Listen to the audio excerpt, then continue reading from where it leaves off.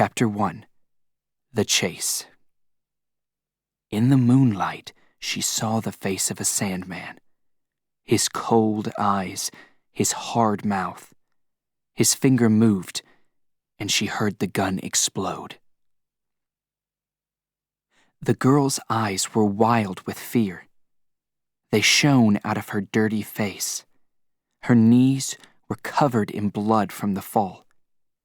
She had a sharp pain in her side from running, but she ran. There was a high lover's moon, and the night was full of dark shadows. The shadows followed her. The shadows could kill her. When did she cross the river? Was it last night or the night before? Where was she now? She didn't know. To her right, she could see a high wall, a nursery. Maybe her baby was there. She moved to the left, into the night black between buildings. She came to another wall. She turned around. Should she go back across the river again? She had to continue, but she wanted to rest. She needed to rest. Wait. She heard a noise. Someone was there in the shadows. It was a Sandman. A silent scream went through her. She tried to climb the wall. She tried to lift her tired body up. Please. Please. But she couldn't do it. The wall was too high. She fell onto the ground, crying. She sat there and looked at the palm of her right hand. A black flower shone there. A few days ago, the light from the flower was a warm blood red. 7 years before that, it was sky blue. And 7 years before that, it was sun yellow. A different color for each 7 years of her life. Now she was 21, and the flower was black. Sleep black. Death black. The man moved toward her in the dark. She looked at her palm because her future and her past were written there. All of her fears and hopes were there. In the past, sanctuary was her hope, her dream.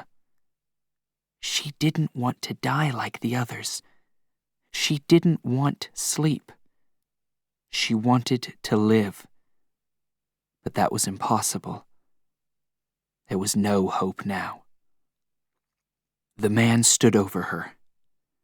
She didn't look up. She knew that it was the end. And so she dreamed. She was not there, a criminal, hated and terrified. She was in sanctuary.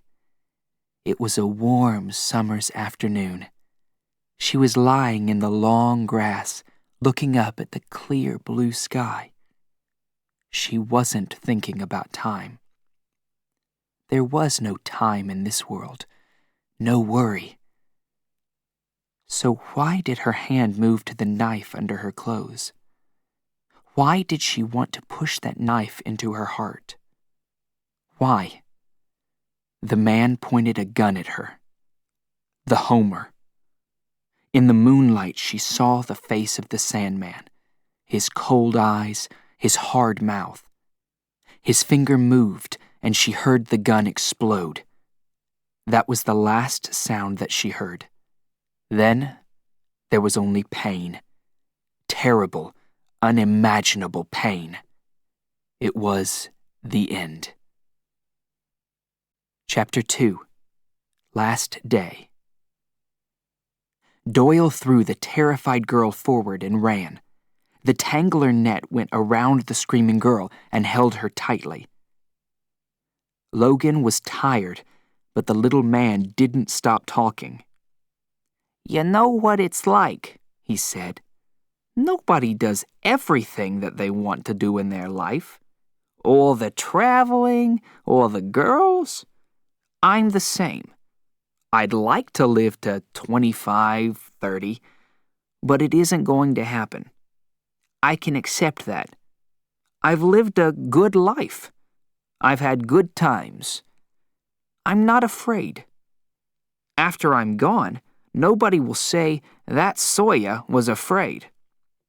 He talked and talked. Logan knew why.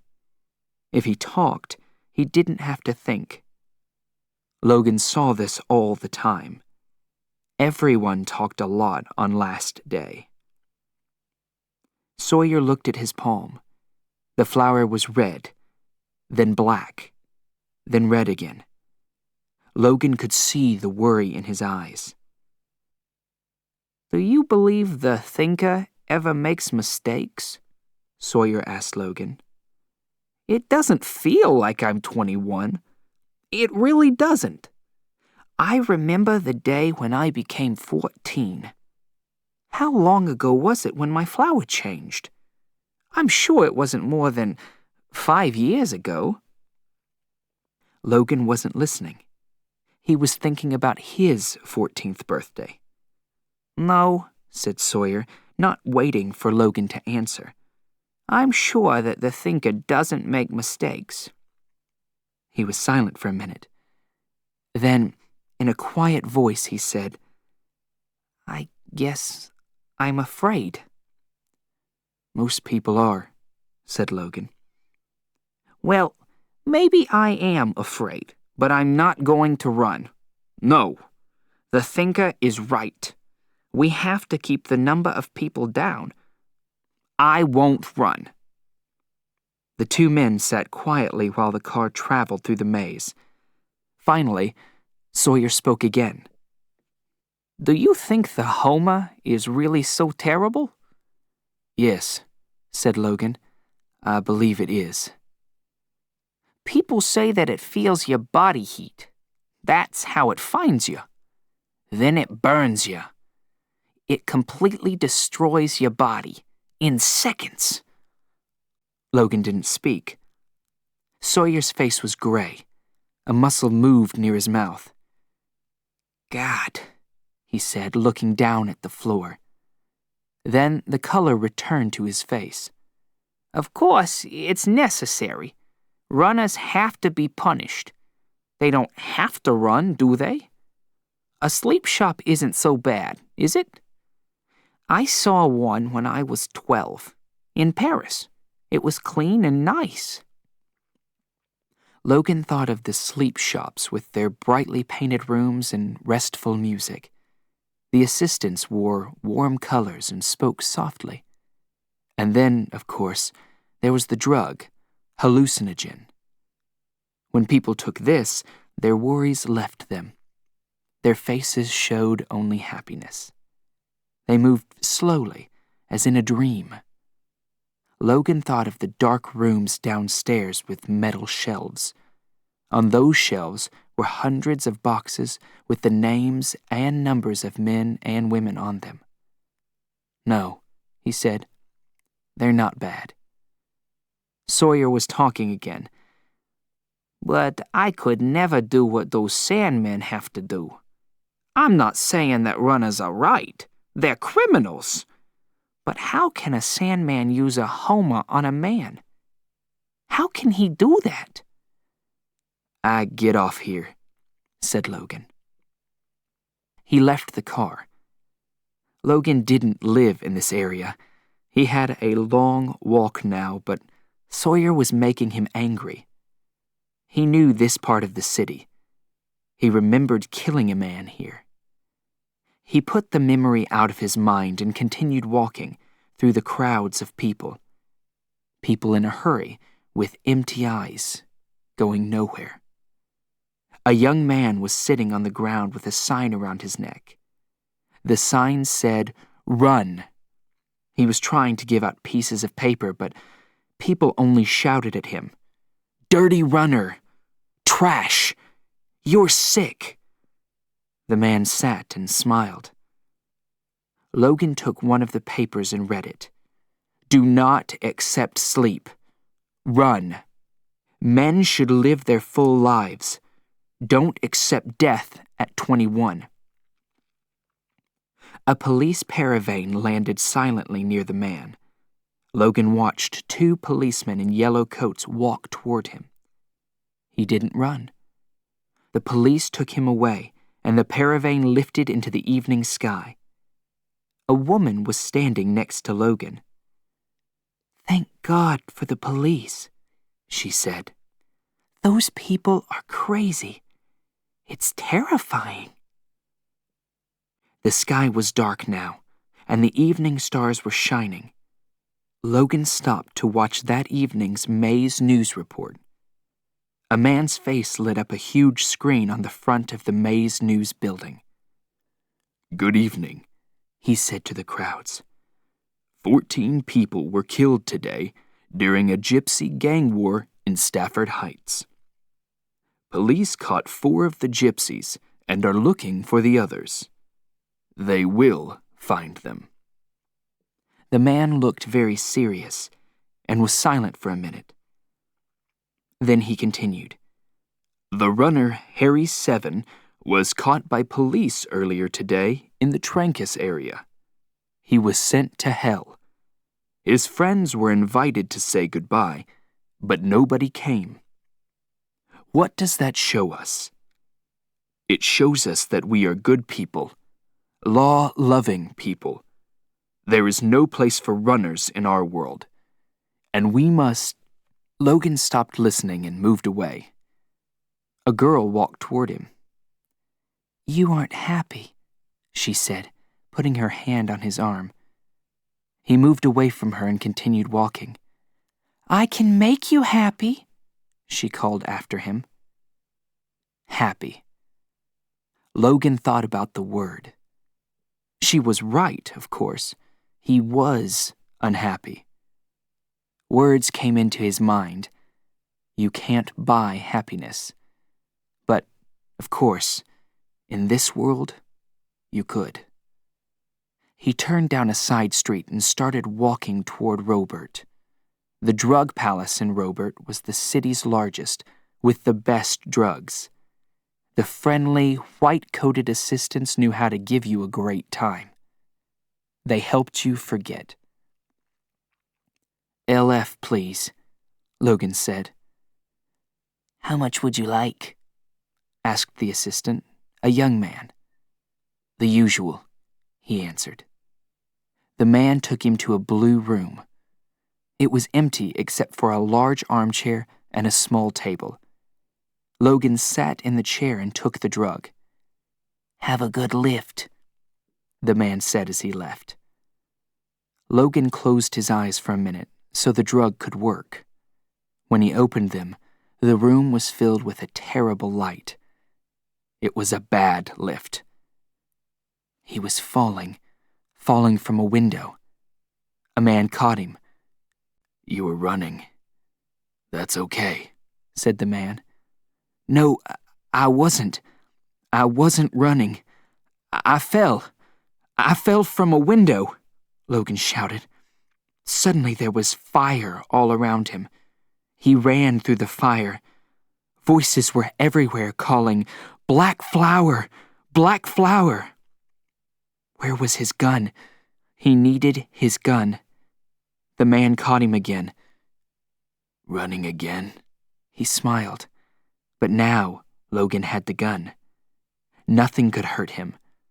The Homer hit the man, and the world exploded. When he left the blue room, the assistant smiled at him. "You were really lifted. Would you like another one?" "No, thanks." Logan didn't feel better. He left the drug palace and walked toward the colored lights on the glass house. The words shone out at him. Happiness. Dream girls. "Your happiness makes us happy, sir," an assistant said, unsmiling. Logan could see the bodies moving inside each room.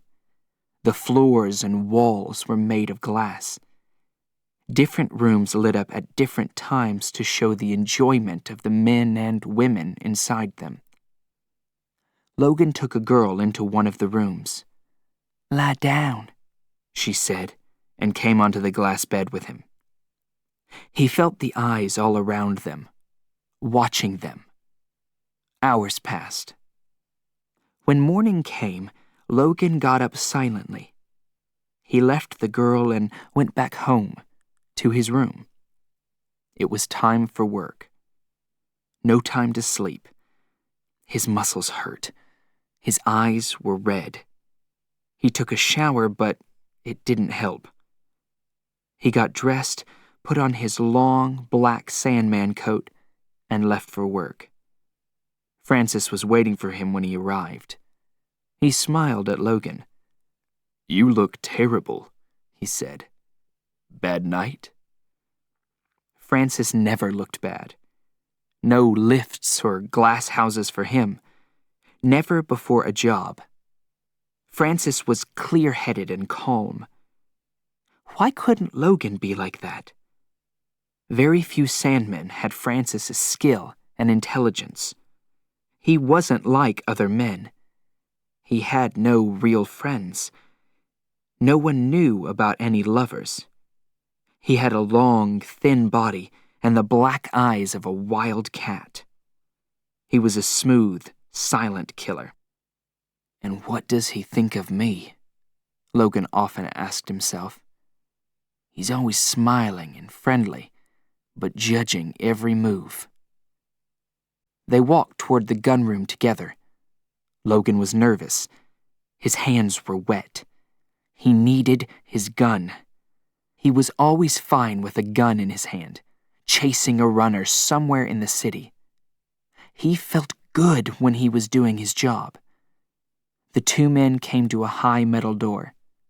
"Names?" asked a computerized voice. Each man put the palm of his hand on the door. It opened and they went into the gun room. Only a Sandman could carry a gun, and no other person could use it. It was too dangerous. Logan checked that his gun was ready. Tangler, Ripper, Needler, Nitro, Vapor, and Homer. All good. He held the gun and felt strong again. Francis and Logan then walked to the report room. A nervous-looking assistant hurried toward them. "We've had a lot of problems today. I can't find Webster 16, and we've got a runner in Pavilion moving east." "Who's going to take him?" asked Logan. "You are," said the assistant. "Francis will help if you need him." "All right," said Logan. "Give me the information." Name, Doyle 10, 14302. His flower blacked at 5:39. That's 18 minutes ago. He's moving east, but he's not going near the maze. I think he knows about the cameras there. He's moving toward Arcade. Be careful. He's probably dangerous.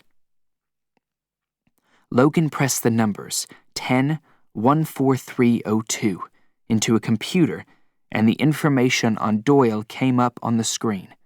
Photo, height, age, names of friends. Logan read Doyle's flower history. Yellow, 0 to 7 years. Parented by a machine in a Missouri nursery.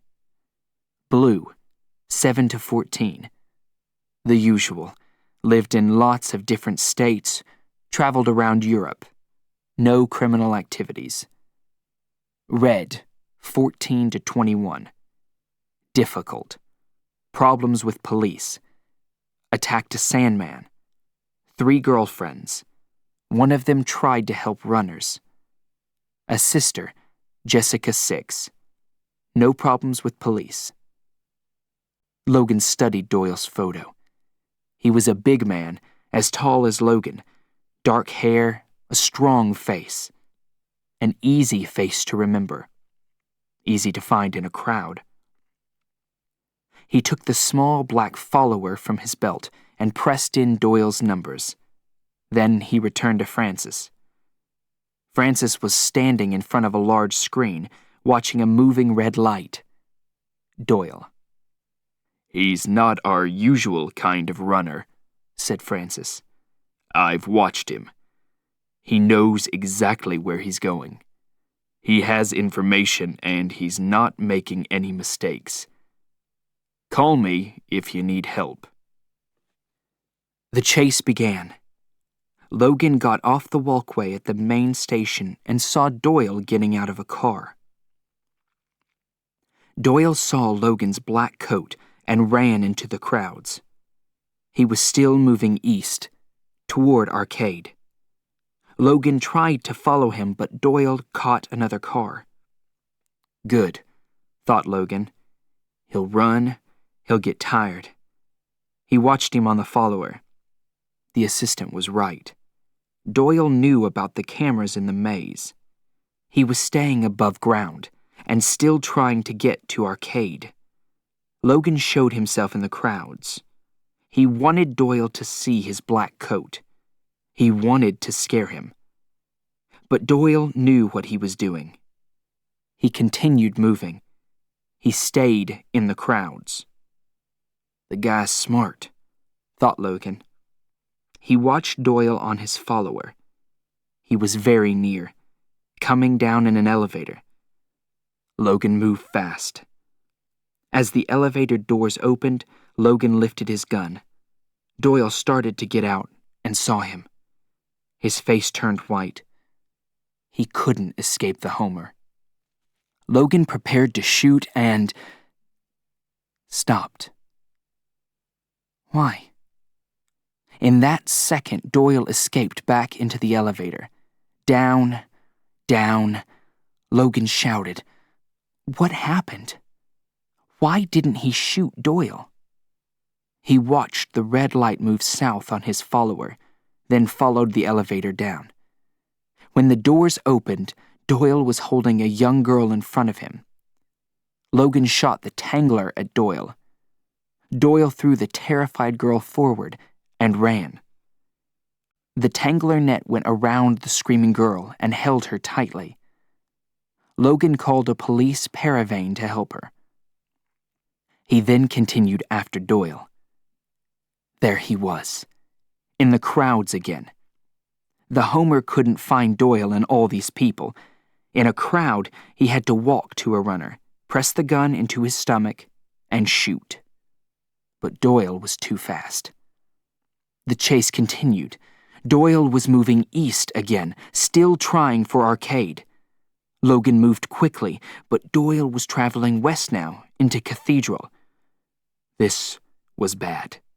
Logan could lose Doyle there. He called Francis. "He tricked me," he told Francis. "He's not going to Arcade. It's Cathedral. We have to stop him before he gets there.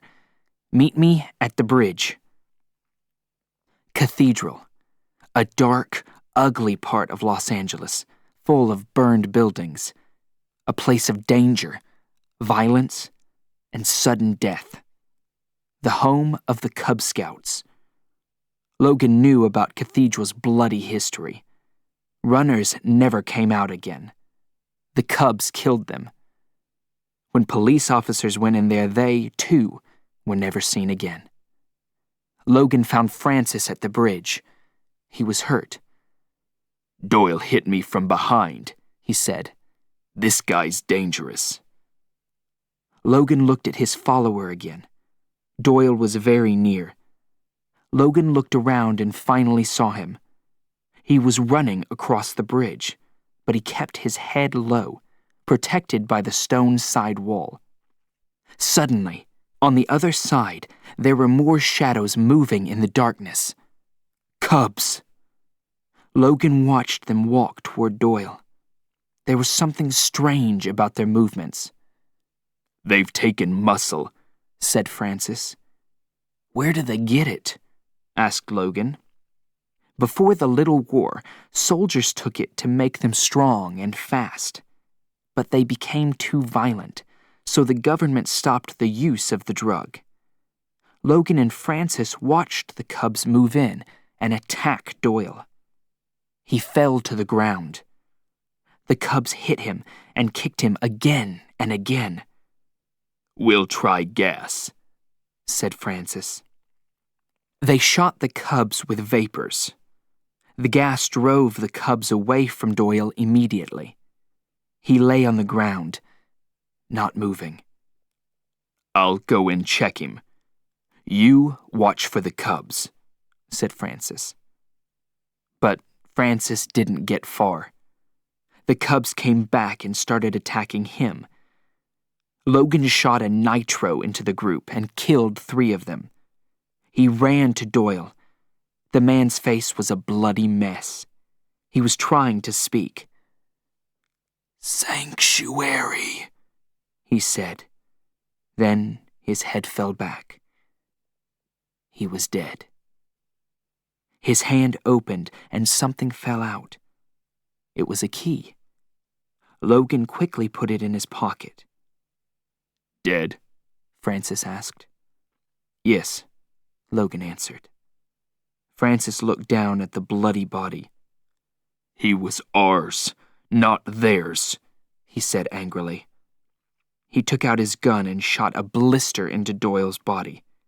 The body exploded and disappeared. "Let's go," said Francis. They traveled back to the report room in silence. Logan kept his right hand closed. He didn't want Francis to see the flower in his palm. It was starting to change color. Chapter 3. Logan's Run. Your brother's dead, but we're alive. And if we want to stay alive, we'll have to keep moving. Logan got back to his room late, showered and changed. He pressed meal search, and dinner and a drink arrived. He sat with his drink and looked at his palm. It was changing from red to black, black to red. Last day. 24 hours to live. He picked up the key, Doyle's key. Did this key take a man to sanctuary? Was there really a sanctuary, a place where runners could escape death? If this is true, thought Logan, I must try to find it. I must destroy it. Then I can be proud of my life. He walked to the communideck, put the key in, and turned it. The screen lit up, and a girl's face looked at Logan. She was about 16, with dead eyes. "Call back later," she said. "I'm going out." "I'm calling now," answered Logan. "Have you got a name?" "Yes." "Are you going to give it to me?" Her eyes began to show some interest. "Sanctuary," Logan said the word. "Who gave you my key?" she asked. "A friend." "I'm going out." "You said that." "To a party." "I can meet you there," said Logan. She studied him for a minute. "Halstead, West End, apartment 2582. I really shouldn't invite strangers. If you aren't strong enough, I'll be in trouble." "I'm strong enough," Logan answered. She said one last thing before the screen went black. "I'm Lilith. I think you'll find me helpful." The party in 2582 was crazy when Logan arrived. A man in an orange suit answered the door. He was drunk. "Come in! Enjoy!" Logan walked past him and looked around the crowded, smoke-filled room. No Lilith. "Here, have one of these." A tall, dark-haired girl was standing in front of him, holding a large glass with something pink in it. "No, thanks." "You men are all the same, afraid of anything new." "Maybe you need a boy," Logan said. "Very funny. I'm 15. I'm a woman and I need a man." "How old are you?" "Old enough," answered Logan. He kept his right hand closed. He could feel the heat of the flower in his palm. "You're unhappy," she said. "I like that. Do you want to spend some time together?" "No. No thanks." Her voice went cold. "Loser." She turned and walked away. Where was Lilith? The door opened and a fat man with a big smile came in. His arms were full of brightly colored clothes. "The stuff's here! Time for fun, everybody!" he shouted. "Did you think I wasn't coming?" Suddenly Lilith was standing in front of Logan, dressed in a tight silver dress and high boots. "Let's talk," said Logan. "You know why I'm here." The fat man ran toward them and pushed purple bodysuits into their arms. "Get dressed and let's spy!" he shouted. "We'll work together," said Lilith. Logan went into the changing room and took off his clothes. His gun was a problem. He couldn't wear it under the skin-tight bodysuit. He hid it at the back of the closet. When he came out, Lilith was waiting for him with a large drink. "Thanks. I need this," Logan said and drank it quickly. The fat man gave everyone cameras. "Happy spying!" he shouted. Lilith and Logan climbed higher and higher inside the building. They looked down into the glass houses, filming the people in them. Logan had to be careful. Spying was illegal, and he didn't want the police to stop him. The police never questioned a Sandman, but he couldn't show the police his gun. He didn't want Lilith to know that he was a Sandman. "Here, hold my feet. I'm going down," she said. Logan held her feet. Lilith hung upside down outside a window, filming the lovers inside. She was a long way above the ground. Below her was only black emptiness. Did she really know anything about Sanctuary, or did she just love danger? When she finished filming, he pulled her up. "Can't we talk now?" he asked. "You're doing well," she laughed and started climbing again. Logan followed until they got to the roof. "Jump!" Lilith shouted. She jumped off the roof and down onto another building. Logan followed her. "Here's a good one," she said. "You film this time." Logan filmed the people inside. "Great," said Lilith. "Now we talk," said Logan. "Okay, what do you know about Sanctuary?" she asked. "I know that I want to go there." "Where did you get my key?" She watched him carefully. Logan's mouth felt strange. He couldn't stop smiling. "From the same place that all runners get theirs." He started laughing and couldn't stop. What was happening to him? He lifted off the ground. He was in space, flying in space. "Answer the question." Lilith was close, speaking quietly into his ear. Logan was singing a children's song. He was in space, looking down at himself. He watched Lilith hit his face and pull his head back. "The key! Where did you get the key?" Logan's neck hurt. He stood up. Lilith was holding on to him. The world was suddenly filled with orange light that hurt his eyes. "Did you kill Doyle?" Lilith was still there, shouting now. The orange light was warm. He wanted to sleep. "Doyle 10. Cubs killed him," he said quietly. He was lying on the roof of the building now. His body ached. Then he realized, a truth drug, in his drink. "What now?" he asked her. "Now you see Doc," she said. "Doc who?" he asked. "You'll find him in Arcade. Look for The New You. That's his place." "That was a great lift, eh?" She was smiling. "Yes, a great lift." A short time later, Logan left the walkway at Beverly Station and moved through the crowds in Arcade. Arcade was a crazy place, always busy, always filled with people. You could find everything there. Sex, drugs, relive stores. Strange sounds and smells were everywhere. Logan walked slowly, looking for docks. Then he saw the sign. "The New You. Fast service. Low prices. Great results." Logan went into the store. The waiting room was empty. A bored-looking girl was sitting behind a desk. "You want Doc?" she asked in a tired voice. "I want Sanctuary," answered Logan. The girl took his hand, turned it over, and looked at his palm.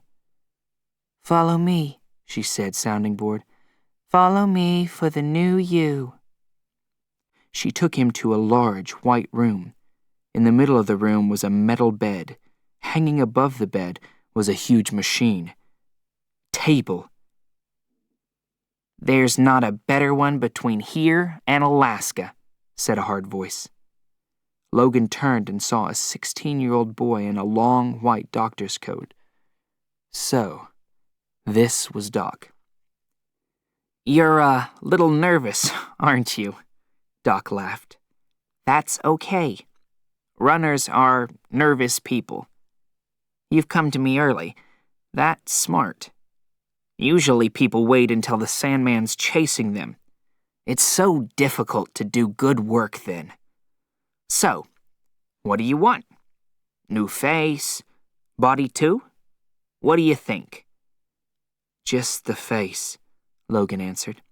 "Not much time, eh? Runners never have time. I won't ask your name. Don't want to know. You've got the key. That's good enough for me. Ballard knows who to give the keys to." Ballard, the world's oldest man. The man who, the story said, started Sanctuary. "Holly will get you ready," Doc said. "Don't worry about the table. They call me Doc, but I'm good with machines too. All kinds of machines. I can make anything out of anything. Believe me." While Doc was talking, Holly started to take Logan's shirt off. His gun was inside his shirt. "Do I have to take my clothes off?" he asked. "No," the girl answered, "but empty your pockets." She then took him to the metal bed. The heavy machine hung above it, with its knives, lights, and switches. Logan was terrified, but he got on. Holly tied his hands and feet to the bed. "Ask him to give you dark hair," she said quietly into his ear. "I like it." "Anything special?" asked Doc. "I can give you almost anything." "You decide. Just do it," Logan answered angrily. "Keep calm," Doc said. "You runners are always in a hurry, always pushing me, but you won't go anywhere without Doc. Understand? You can't use the key until 9:30. We have time. Plenty of time for the New You." He started pulling switches, and the machine began to move down, nearer to Logan. An alarm suddenly sounded, and the machine stopped. "Did you empty your pockets?" "He did," Holly answered. "Well, something's wrong," said Doc. Before Logan could speak, Doc pulled open his shirt. "A gun!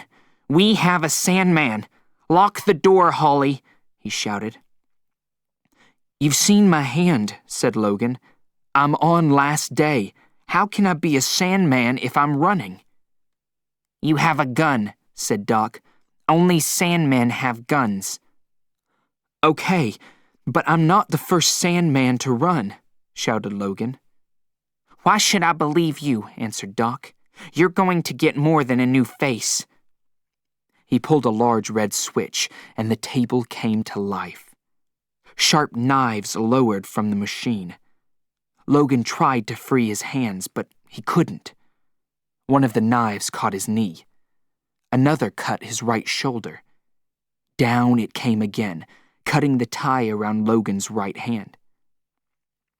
Logan reached for his gun, and Doc and the girl ran out of the room. Logan quickly freed his other hand and his feet and jumped off the table. The machine was now attacking the metal bed, metal against metal, screaming. Logan tried to plan his next move. He needed a second key from Doc to continue his run. He had to get him. He kicked open the door and ran through the dark building. Something flew out of the shadows and hit his arm. He dropped his gun. His arm felt like ice. A popsicle. Doc was coming toward him now, holding the shining police ice stick. One hit on your chest froze your body in seconds. Death. Logan waited. When he could see Doc clearly, he kicked him in the stomach. Doc fell to his knees, screaming. Logan gave another strong kick to Doc's head. The boy fell silently to the ground. Logan quickly searched the boy's pockets. No key. Then he heard a noise from the next room. He moved carefully to the door and opened it slowly. Holly was standing against the wall, holding a knife to her heart. She was terrified. Logan lifted his gun to shoot. She pushed the knife into her chest, and the world ended for Holly 13. Doyle? Doyle, is that you? A drugged voice came from the darkness. Logan walked farther into the room. A dark-haired young woman was getting up from a bed. Her eyes were sleepy. It's me, Jessica. Her fingers carefully felt her new face. A runner, thought Logan. Her hand is changing color. But why does she think I'm Doyle? And did she get the key? Do you have the key? He asked. Doyle, you don't look like my brother now. You don't even sound the same. They've changed us both. So, she was Doyle's sister. Listen, said Logan. Do you have the next key? She was completely awake now. He saw her take something silver out of her pocket. A key. Logan took it from her. Did Doc give you any information? Do you know what to do? Yes, he told us to use a tunnel under Arcade. I know where it is. All right, let's go. He followed her to an elevator. When they got out, he took her hand and they ran along the maze platform.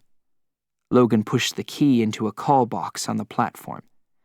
A maze car sped out of the darkness and stopped. The door opened and they climbed in.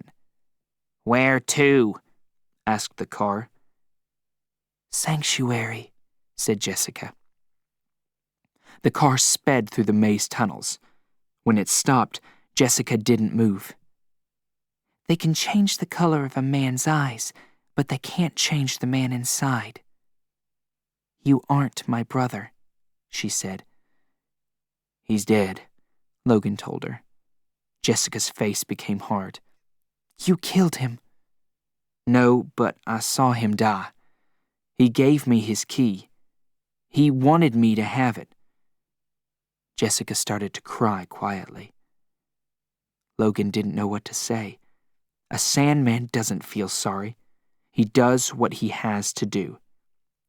Listen, your brother's dead, but we're alive. And if we want to stay alive, we can't stop moving. Please exit, said the car. They got out and the car sped away. They looked around slowly. This wasn't Sanctuary. But where was it? Why were they here? It was a dark, ugly, dirty place. Trash lay everywhere. What now? Logan asked himself. Listen, Jessica said. They heard a small child's voice in the maze tunnel, singing a children's song. Sandman, Sandman, go away. Don't come back another day. A small girl in a dirty dress walked slowly onto the platform. Her face was dirty, and her hair was a mess. She had thin little legs and wore no shoes. Don't be afraid, she said. I'm Mary, Mary too. Logan stepped out of the shadows. What are you doing here? Oh, he told me to meet you. Who did? Logan asked. The little girl's eyes became big and round. He did. The old man. What old man? Jessica asked. You know, he's the oldest man in the world. Ballard. The little girl took a key from her pocket. He told me to give you this. Do we use it now? Logan asked her. The little girl didn't speak. She put her hands up and showed 10 fingers. A yellow flower shone in her right hand. 10 o'clock, said Jessica. Logan checked the time. We have 12 minutes. Jessica looked into the little girl's eyes. Where do you live, Mary, Mary? Here, answered Mary, Mary, smiling. Why aren't you in a nursery? I'm very smart. But don't you get hungry? You can catch things to eat. I'm really fast, but I never go upstairs. The bad people are there. They chase you. Cubs, thought Logan. Goodbye now. You're a nice old lady, Mary, Mary said to Jessica, and she walked away. She shouldn't be here, said Jessica. Alone in a place like this? She should be in a nursery with other children. A nursery can protect you. Did it protect you? Were you happy? Asked Logan. Yes, Jessica answered. Of course. She sat on the ground and rested her head on her knees. No, I wasn't, she said after a minute. I thought that everybody lived that way. I was never really happy there. Children should be with their parents. Brothers and sisters should be together. She looked up at Logan. And you? When did you begin to think that sleep was wrong? I don't know, really. I heard the stories, of course. About Ballard? And about Sanctuary? Oh, I wanted to believe those stories when I was a little girl. Suddenly there was a scream from the tunnel. Mary, Mary ran out, chased by a gang of cubs. A wild-looking 13-year-old was at the front. Bad people! Bad people! She shouted and ran into Jessica's arms. What do we have here? Runners, said the oldest cub. 5 minutes, thought Logan. We only have 5 minutes. You're older than the others, aren't you? He asked to the boy at the front. You'll be 21 one day. What will you do then? You'll run, just like us. I'm not a runner. Never will be. The boy took something out of his pocket and put it into his mouth. Muscle. He ran toward Logan. Kill him! Get him! The other cub shouted. 4 minutes. Logan couldn't fight them all. He had to use the gun. He took it out and shot a nitro. It exploded into the group. Body parts flew everywhere. You're a Sandman, shouted Jessica. There was hate in her eyes. 2 minutes. Logan ran to a coal box and put his key in. A maze car sped toward them, stopped, and opened its door. Get in, Logan shouted to Jessica. He pushed her into the car, and it raced away into the night. Chapter 4. An Ocean World. Now, put your gun on the floor, he said. Logan slowly and carefully did what Whale asked. In the late 90s, before the Little War, the big problem was food.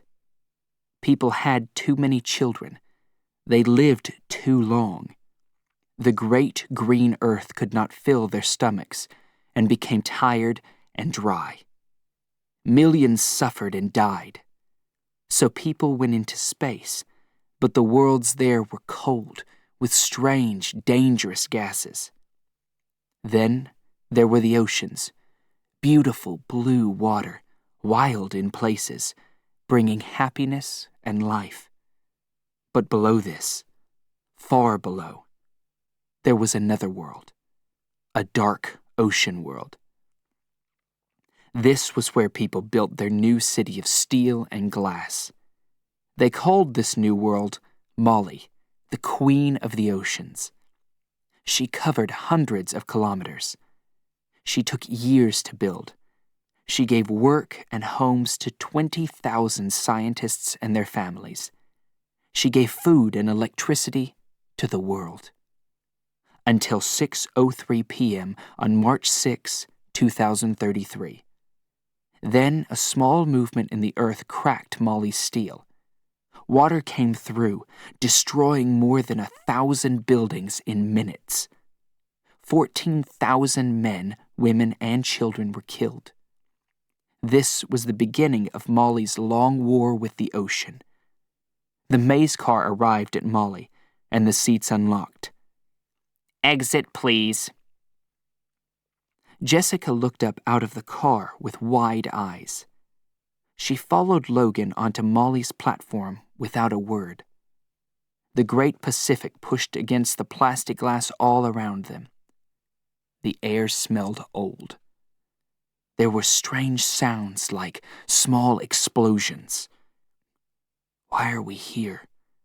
Under the ocean, thought Logan. As Jessica's surprise left her, he saw the hate return to her eyes. "Yes, I've got a gun," he said. "And back in my room, there's a black Sandman's coat. But now I'm a runner, like you." "Sandmen don't run," she said. "And Sandmen don't eat, and Sandmen don't get tired. Well, I'm tired and hungry, and hate it." She looked at him coldly. "You're a murderer. You've chased and killed people like my brother. They were good people. They only wanted to live." "I didn't kill your brother," Logan said. "Maybe not, but you wanted to. That's your job, isn't it?" He had no answer. "I hate you. I hate all of you," she shouted. "You Sandmen live by pain. You never think about how wrong your job is. You love using your guns to burn people. You and your world are sick, and I—" Her words cut him like knives. Logan hit her hard across the face. She put up a shaking hand to stop the blood. Her flower was black. "It's changed," said Logan. "You're on black." Without thinking, he reached for his gun. Jessica's face showed that she was terrified. He stopped. He didn't know what to do. He was a runner, but he was a Sandman too. In that second, Jessica ran off down the platform. "Jessica!" he shouted after her. The girl ran. Upstairs, hundreds of metal stairs, along glass tunnels with all kinds of ocean life swimming around them. At the end of one tunnel, there was a large steel door. She threw herself at it and tried to open it. The sound of a gun stopped her. A loud voice shouted, "You, stop! If you open that door, the ocean will take us both." She turned. Standing in front of her was... what? A man?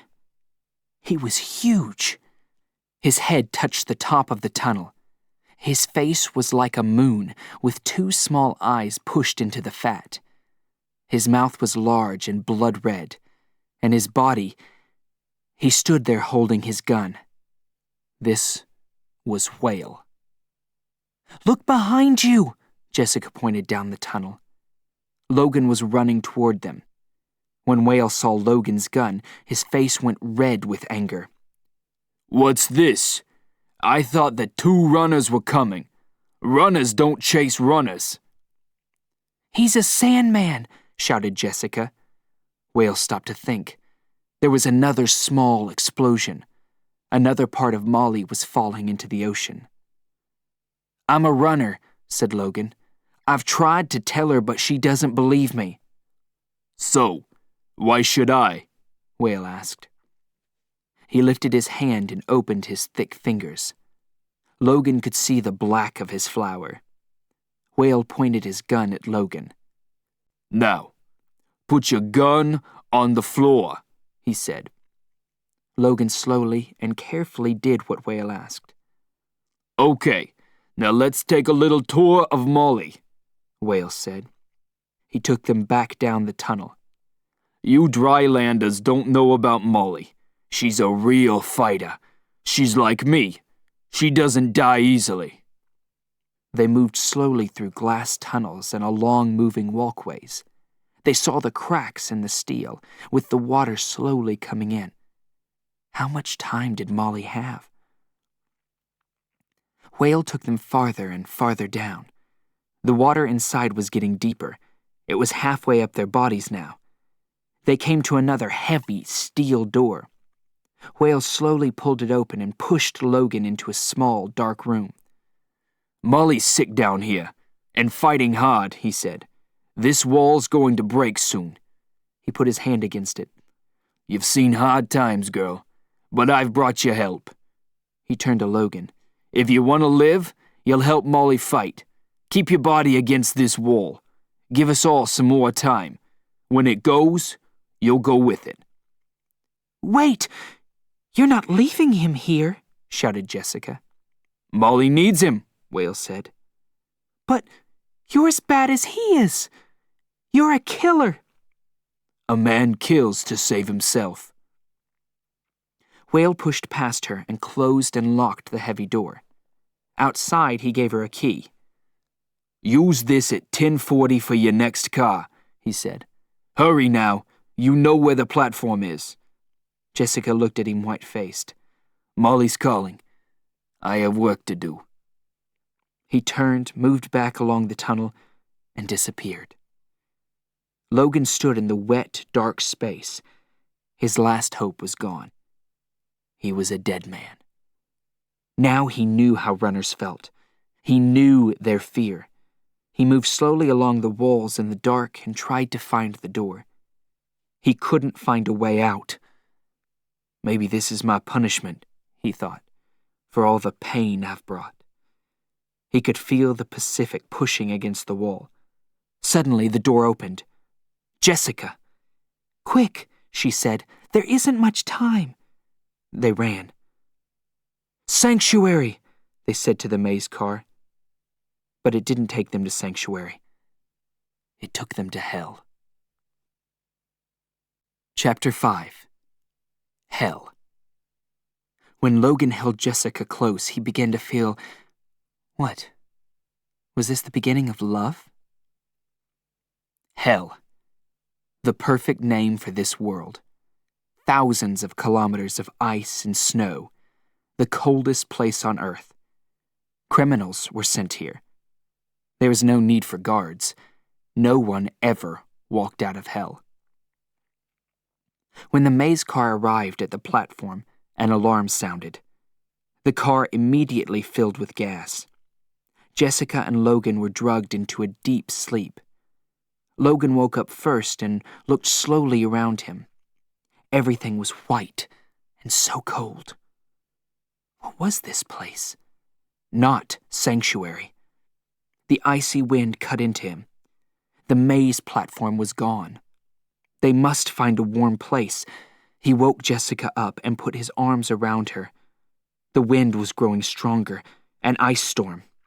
They started moving. After hours of trying to make their way through the storm, Jessica fell.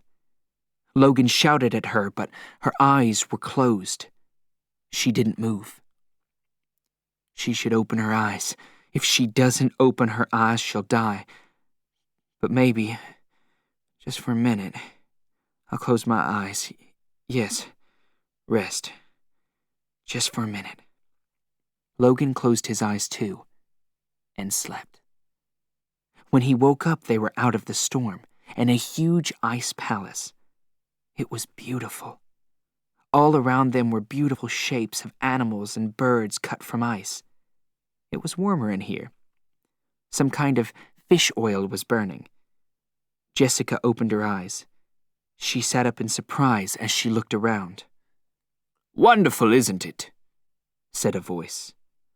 Something was standing in front of them. It had long metal legs and a strangely shaped metal body. One of its hands was a metal cutting tool. Half of its head was a man's, and the other half was made of metal. "A talking machine!" shouted Jessica.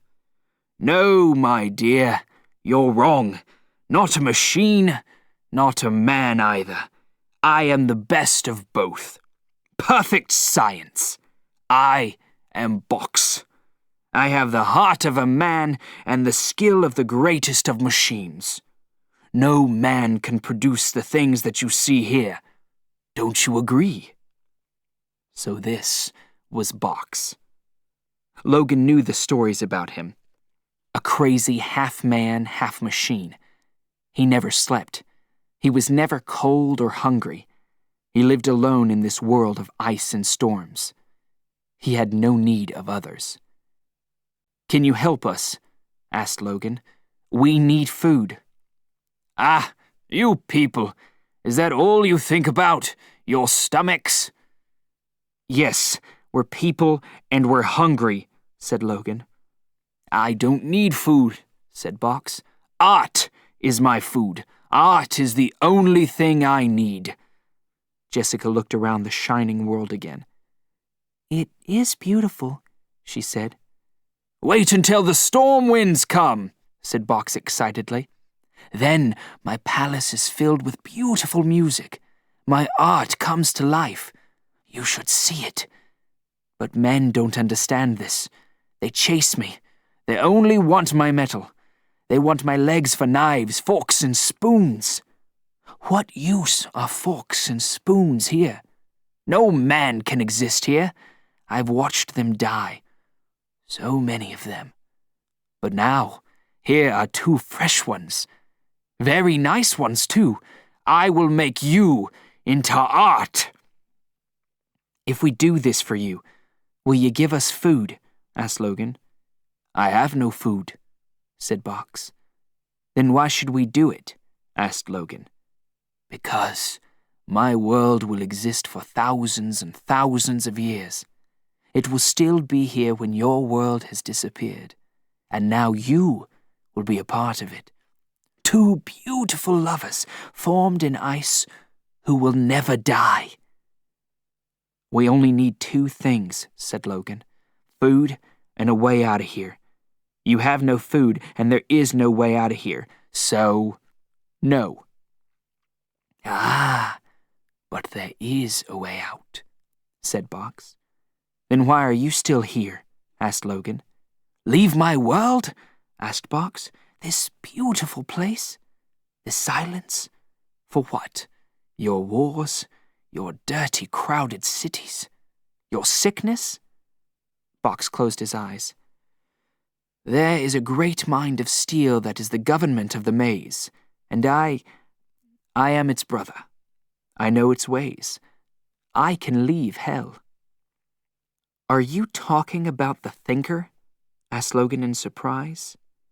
"Yes, high up above the Black Mountain, Tashunka Witko." Crazy Horse Mountain. So that was where the thinker was. "So, I will tell you how to leave this place, and you will help me make my art. Do we agree?" Logan looked at Jessica and then spoke. "Okay, we'll do what you want." Box drew them a map and then began to give them orders. "Stand over there, together," he said. Jessica and Logan moved to the middle of the room. Box stood in front of a large piece of ice and began to sharpen his cutting hand. "Now, take your clothes off." "No," shouted Jessica. "You are lovers! You must be together, in love," he shouted. "A prince and his princess." "Do what he says. Don't worry," Logan said to Jessica. They slowly took their clothes off. "Put your arms around her. Look into her eyes. Haven't you ever been in love?"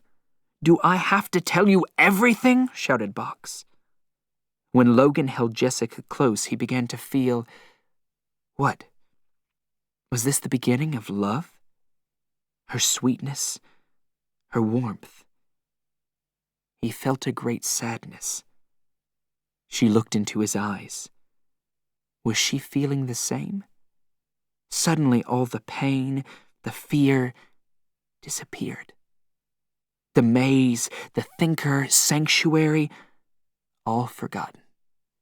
The only important thing was the two of them, here, now.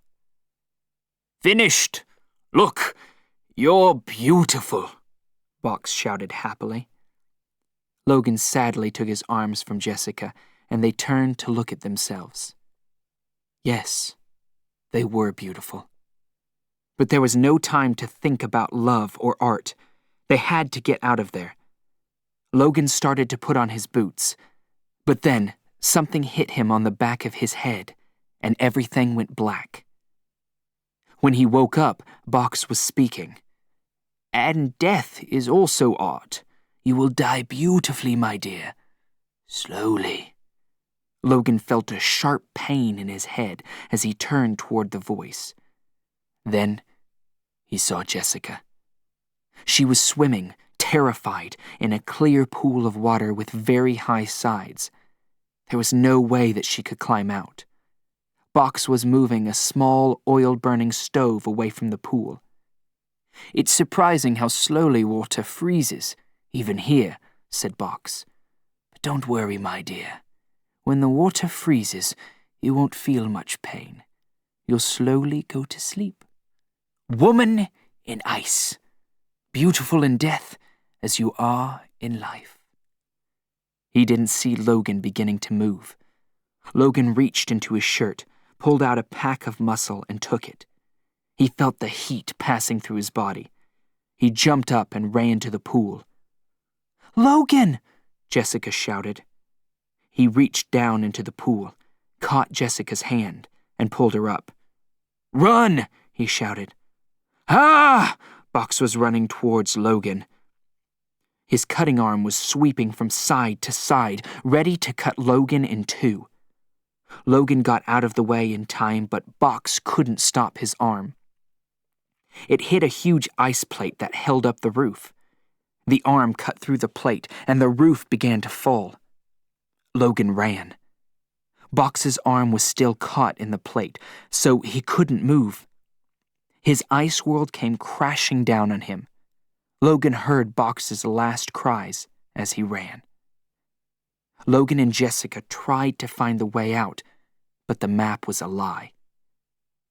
What now? They were in a huge white space. Everything looked the same.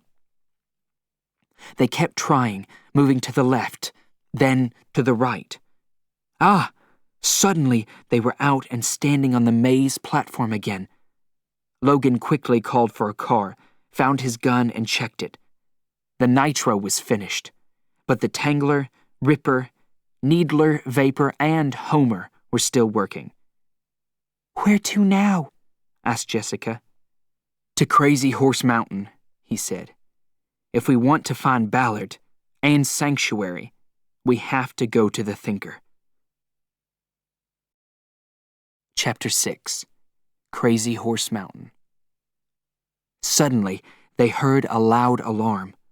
When they looked around, they saw a huge robot, a watchman, speeding toward them. Crazy Horse Mountain was one man's dream. Korjak Zielkowski used money from the rich and thousands of workers to make his dream. Year after year the men worked, cutting the mountain away. 50 years passed. Finally, the brave Indian Crazy Horse sat on his beautiful wild stone horse. In Custer, South Dakota, the maze car stopped and spoke. This is the entrance to government land. This car must stop here. Logan and Jessica got out of the car. In the early morning light, they began to walk overland to the mountain. They walked for many kilometers before they came to a large sign. U.S. Government. No entrance. Punishment. Death. They continued. Logan didn't notice the dark shadows above them in the sky. 2 huge metal bird robots flew above, guarding the government land. When they saw the 2 people walking far below, the order "kill" sounded in them.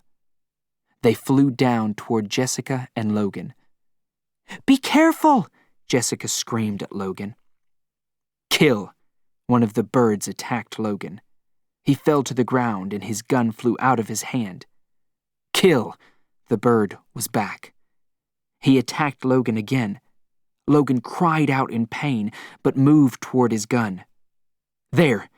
He had it. He pushed himself over onto his bloody back. The 2 huge birds blackened the sky above him. He shot a ripper at them. The 2 bodies exploded and thousands of pieces of metal rained down onto the ground. When Logan opened his eyes again, Jessica was looking down at him. They were by a river. He could hear the water running over the rocks. "You're going to be all right. Rest now. You need rest," Jessica was saying. Logan was badly hurt. He tried to sit up but couldn't. "Jess," he tried to speak. "Have to keep moving. Ballard." "Shh, don't worry. Sleep now." He listened to her soft, sweet voice and the sound of the river. "Sleep now." And he slept. Hours later, they were moving again. Crazy Horse Mountain filled the sky above them. They found an old path and followed it to the entrance to a dark tunnel. The tunnel went down into the mountain. "Are you all right?" asked Jessica. "I can do it," answered Logan. They traveled farther and farther into the darkness.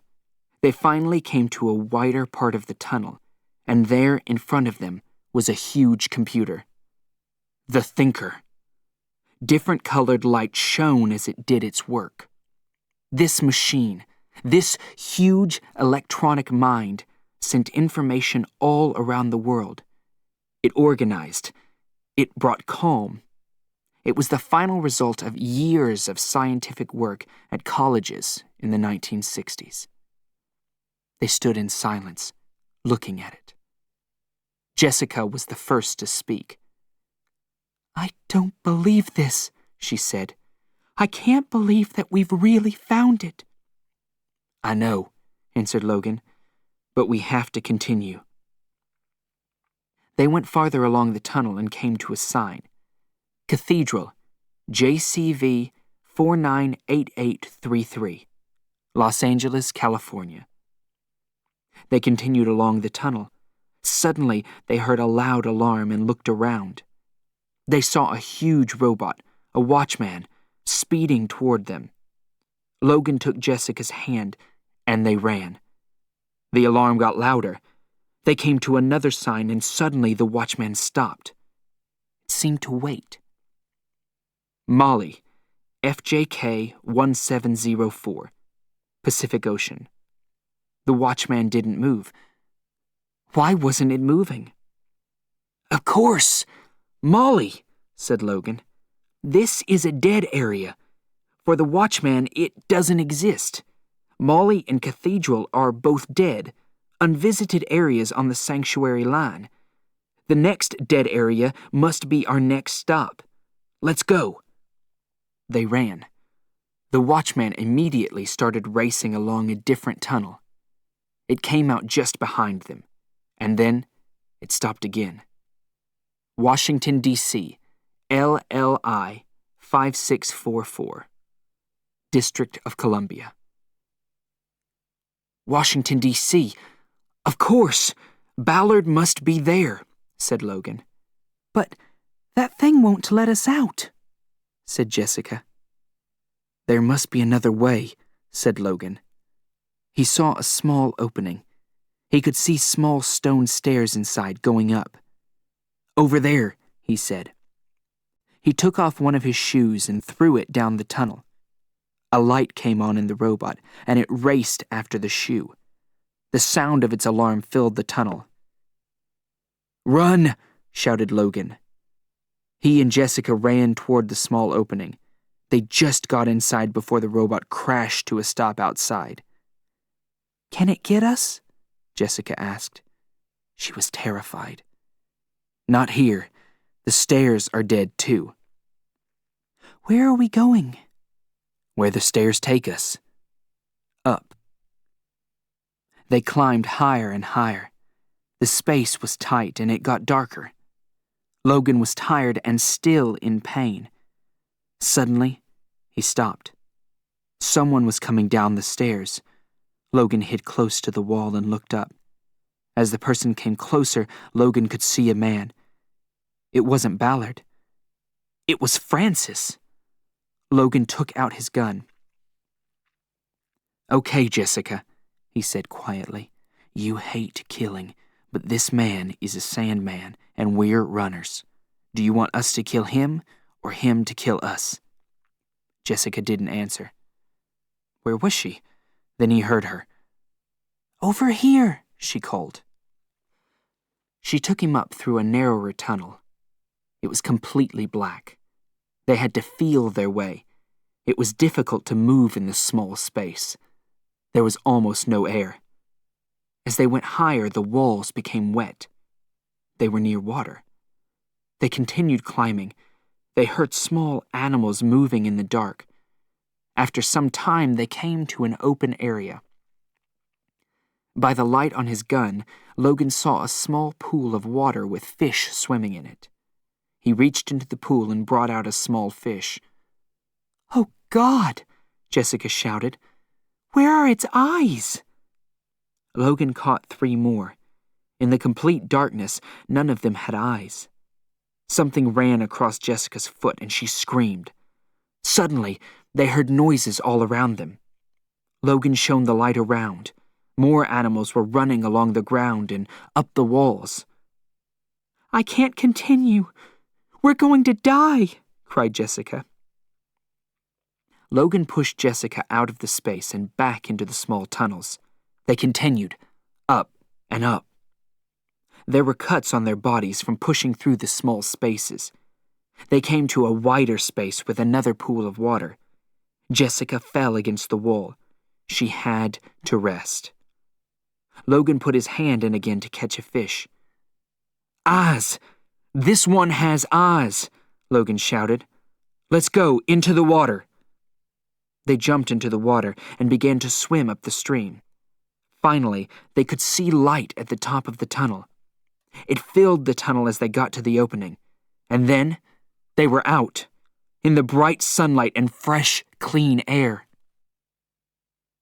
Chapter 7. The Gypsies. He took the top off the ring and held it under Logan's nose. Logan knew that smell. Hemadrone, a gypsy death drug. "Gypsy stick, hey, lift me and play." Logan heard the gypsy song as he and Jessica finally reached the top of Crazy Horse Mountain. "Get down!" he shouted.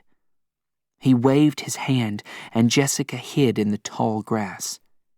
Logan felt the burn as a gypsy stick raced past him. His gun was knocked from his hand, and in seconds, he was in the middle of a ring of fire. Gypsies stood around the fire laughing. "If he cries, let's cook him!" they shouted. Logan didn't say a word. He knew about the gypsies. The first one was an Apache Indian who went crazy after the Little War. Other crazy young men and women joined him and formed a new group, the Gypsies.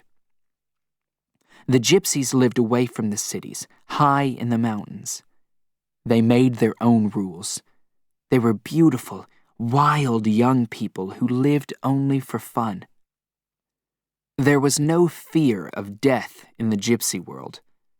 They didn't run from sleep or sandmen because they died the gypsy death. They killed themselves when their flower was still red. One of the gypsies got down off his gypsy stick and walked toward Logan. He was tall, strong, and very handsome, with long hair. He was dressed completely in white. He was Rutago, king of the gypsies. Logan stood tall and looked Rutago in the eye. The gypsy walked through the ring of fire, took Logan's hand, and turned it over. "So, it's the Sandman's last day," he said. He smiled and looked around at the others. A beautiful girl with long hair, black as night, moved next to Rutago. She was Gray Girl, Rutago's woman. "We're gonna give you a wild time, Mr. Sandman," she said. Her eyes burned into Logan. There were 14 gypsies in the group, 7 men and 7 women. The youngest was 15, and the oldest was 17. The women were dressed in beautiful colors, blues, purples, reds. Their hair was styled, and their faces shone with makeup. They wore gold and silver on their necks and arms, and they smelled of flowers. Gray Girl was different. Her shining black hair fell straight down her back, and she was dressed all in white. Her beautiful black eyes shone. The men were all in brown, with long hair and tall, strong bodies. 2 gypsy girls came out of the tall grass, pulling Jessica behind them. "We have a runner girl," they shouted. Logan wanted to help her, but he couldn't get past the fire. There were the gypsy sticks, too. These weren't the play sticks that he rode as a small boy. These were fast and very dangerous. They could burn a man to death in seconds. "Tie them to gypsy sticks," Rutago said. "Take them on a ride." 3 of the men stepped into the circle of fire. They took Logan and tied him to Rutago's gypsy stick. The gypsy girls tied Jessica to Gray Girl's stick. Then all the gypsies got onto their gypsy sticks and started shouting, "Gypsy sticks, go!" The sticks raced up into the sky, with the noon sun burning down on them. They flew around and around in circles and then raced along. The world was flying past. After some time, they arrived in a small town. The gypsies untied Jessica and Logan's feet, but not their hands. They then pushed them into a bar. "Now, we're going to have some fun," said Rutago. He showed Logan a large gold ring on his finger. He took the top off the ring and held it under Logan's nose. Logan knew that smell. Hemodrone, a gypsy death drug. Gypsies used it on their enemies. Death with hemodrone wasn't fast. The drug took time to get into the blood. Death was slow and painful. It sometimes took days. Logan closed his mouth tightly. Rutago smiled and turned to Jessica. The gypsy girls held her while Rutago pushed her mouth open. Logan tried to attack Rutago, but was knocked to the ground by one of the men. Rutago poured the drug into Jessica's mouth. She cried out and coughed. "You'll have to be a good Sandman, or the runner girl will die," said Rutago. "You do the right thing. Then I'll give you the medicine to stop the drug." Logan was terrified. He had to stop the drug. He couldn't take Jessica away from here like this. He had to stop the drug from working first. "What do I have to do?" he asked Rutago. Rutago smiled and looked around at all the gypsy girls. "You give my girls fun," he said, "and Runner Girl is going to give me fun." The gypsies took Jessica and Logan upstairs. Logan could only think of Jessica. How much time did they have? Was she in pain? The gypsy girls took his clothes off. In the other room, Rutago kissed Jessica, but she was as cold as ice. Her eyes looked in front of her, but she didn't see. "What's wrong with you, girl?" Rutago shouted. Jessica didn't laugh or cry. The drug was working in her. Rutago kissed her hard. He pushed her down on the bed. Nothing. Logan heard Rutago's angry shouts in the next room. Suddenly, Rutago was at the door. "Bring him down," he shouted angrily. When they got downstairs, Rutago was walking around Jessica. "She's no good," he shouted. "We did what you wanted," shouted Logan. "Now give me the medicine." "No." Rutago's face was red with anger. "She's not a lover girl. You have to give me some fun. You have to do something." "Cut her, Rutago!" shouted the other gypsies. "Pull her teeth out!" Rutago suddenly smiled. "No," he said slowly. "He's going to do it." He looked at Logan. "You're going to cut her. Take some of her meat." "No!" shouted Logan. But he looked at Jessica. Her face was like stone now. She was dying. This was the only way to save her. "Okay," he said quietly. The gypsies threw Jessica up onto the bar and held her. Logan's hands were wet with fear. Rutago was holding his knife out for Logan, smiling. Logan took it and moved toward Jessica. Quick. It has to be quick. He couldn't look into Jessica's eyes. He took the knife and cut a piece out of her leg. Rutago watched him and shook his head.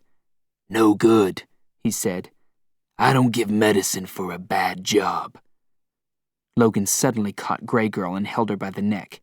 The other gypsies backed away. "You give me the medicine, or I'll break her neck," he shouted. Rutago didn't answer.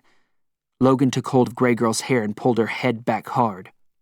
"It's in the other ring," Grey Girl cried. "Give it to her," shouted Logan. "Now!" Rutago couldn't refuse.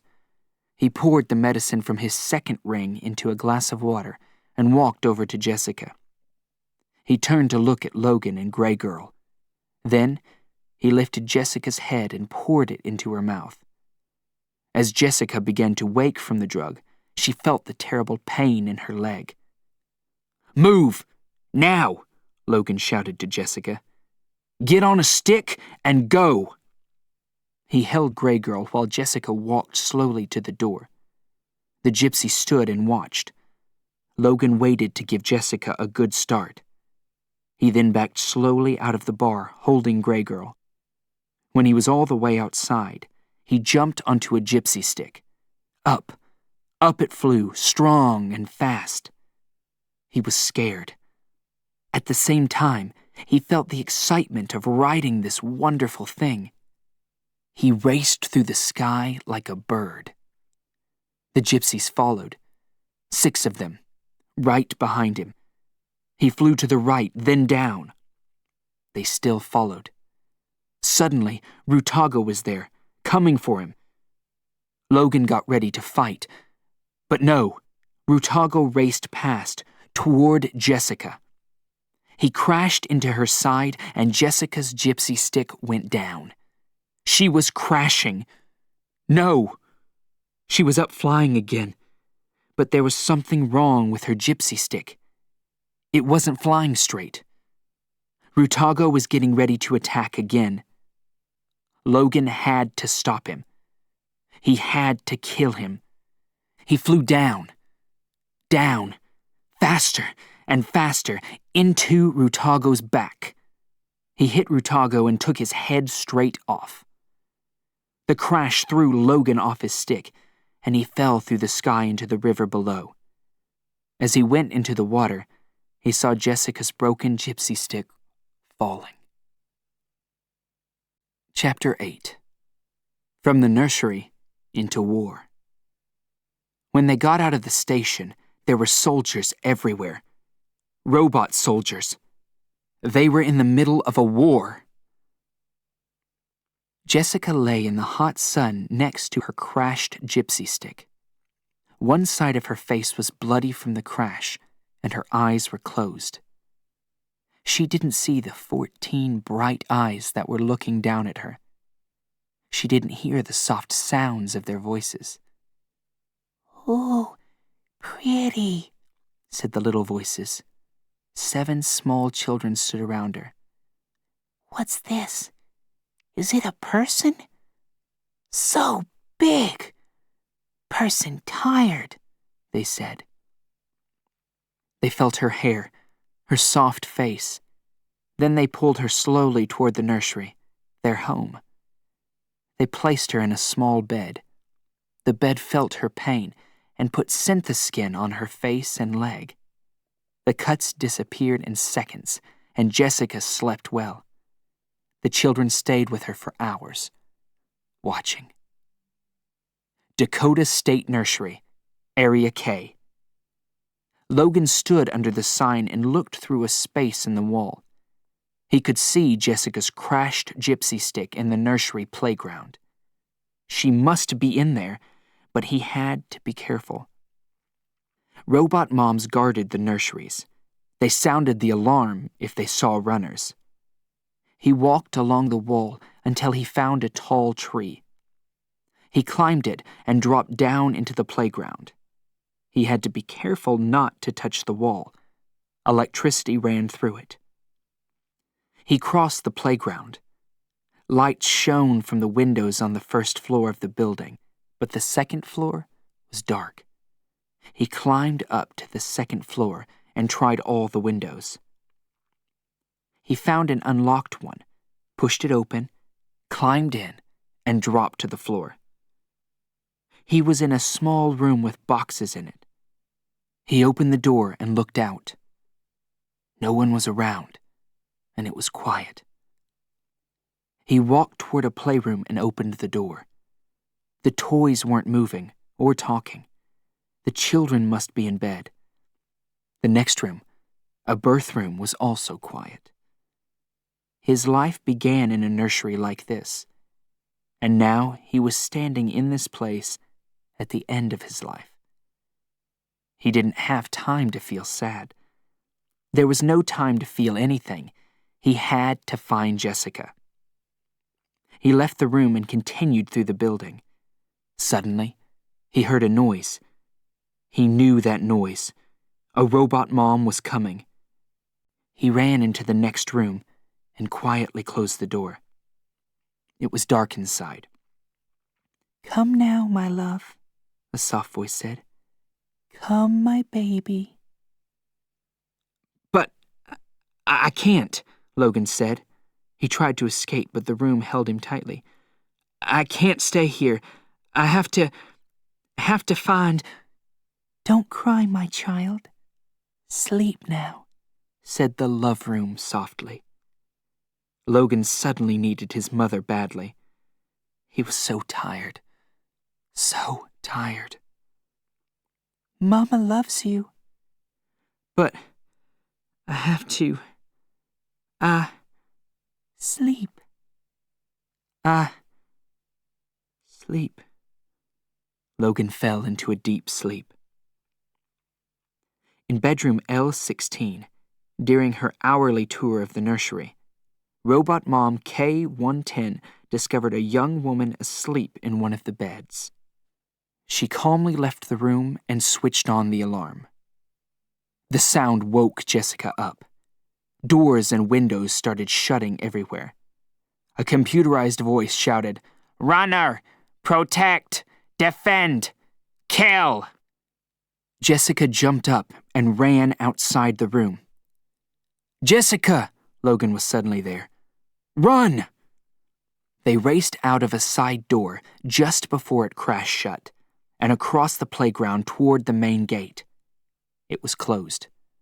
Logan broke the glass and pulled a big black switch. The gate slowly opened. A robot guard came up behind them, but Logan was too fast for it. He pulled Jessica behind him, and they ran down a hill and into a forest. Hours later, they were standing in the middle of a station in Rapid City, Dakota. Logan had his gun again, hidden inside his shirt. Jessica kept her right hand closed to hide her black flower, but maze cars always knew the color of people's flowers. "Keep right behind me," Logan said to Jessica. They walked together through the crowds of people. Logan came to a call box on another maze platform. When no one was looking, he cut the alarm. Then he took Jessica's hand and took her toward the maze car. But Jessica started to fall in the crowd. She put her right hand up to protect herself. A woman saw her flower and screamed, "Runner!" People started running toward Jessica and Logan. Logan pushed a man out of their way, and they jumped into the maze car. They left the angry crowds of people behind as the car raced down into a dark tunnel. The car suddenly slowed down, then stopped. The doors opened. "Where are we?" asked Jessica. "Sandmen have stopped the train. Hurry!" shouted Logan.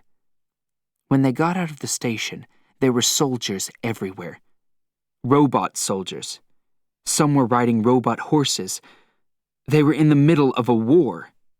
Some robots were wearing blue coats, and some were wearing gray coats. It was the Civil War. Union robots were fighting Confederate robots. The air was filled with smoke. Jessica and Logan couldn't hear because of the noise of the guns. Jessica started to scream, but Logan put his hand over her mouth. Then Logan and Jessica saw the tourists. They were watching the fight and shouting with excitement. The Union robots were shooting across the river, trying to destroy the town of Fredericksburg on the other side. They wanted to get the Confederates out of Fredericksburg. Some of the robots were pulling heavy guns onto boats. A loud computerized voice spoke to the crowds. "Today, you are watching brave young men.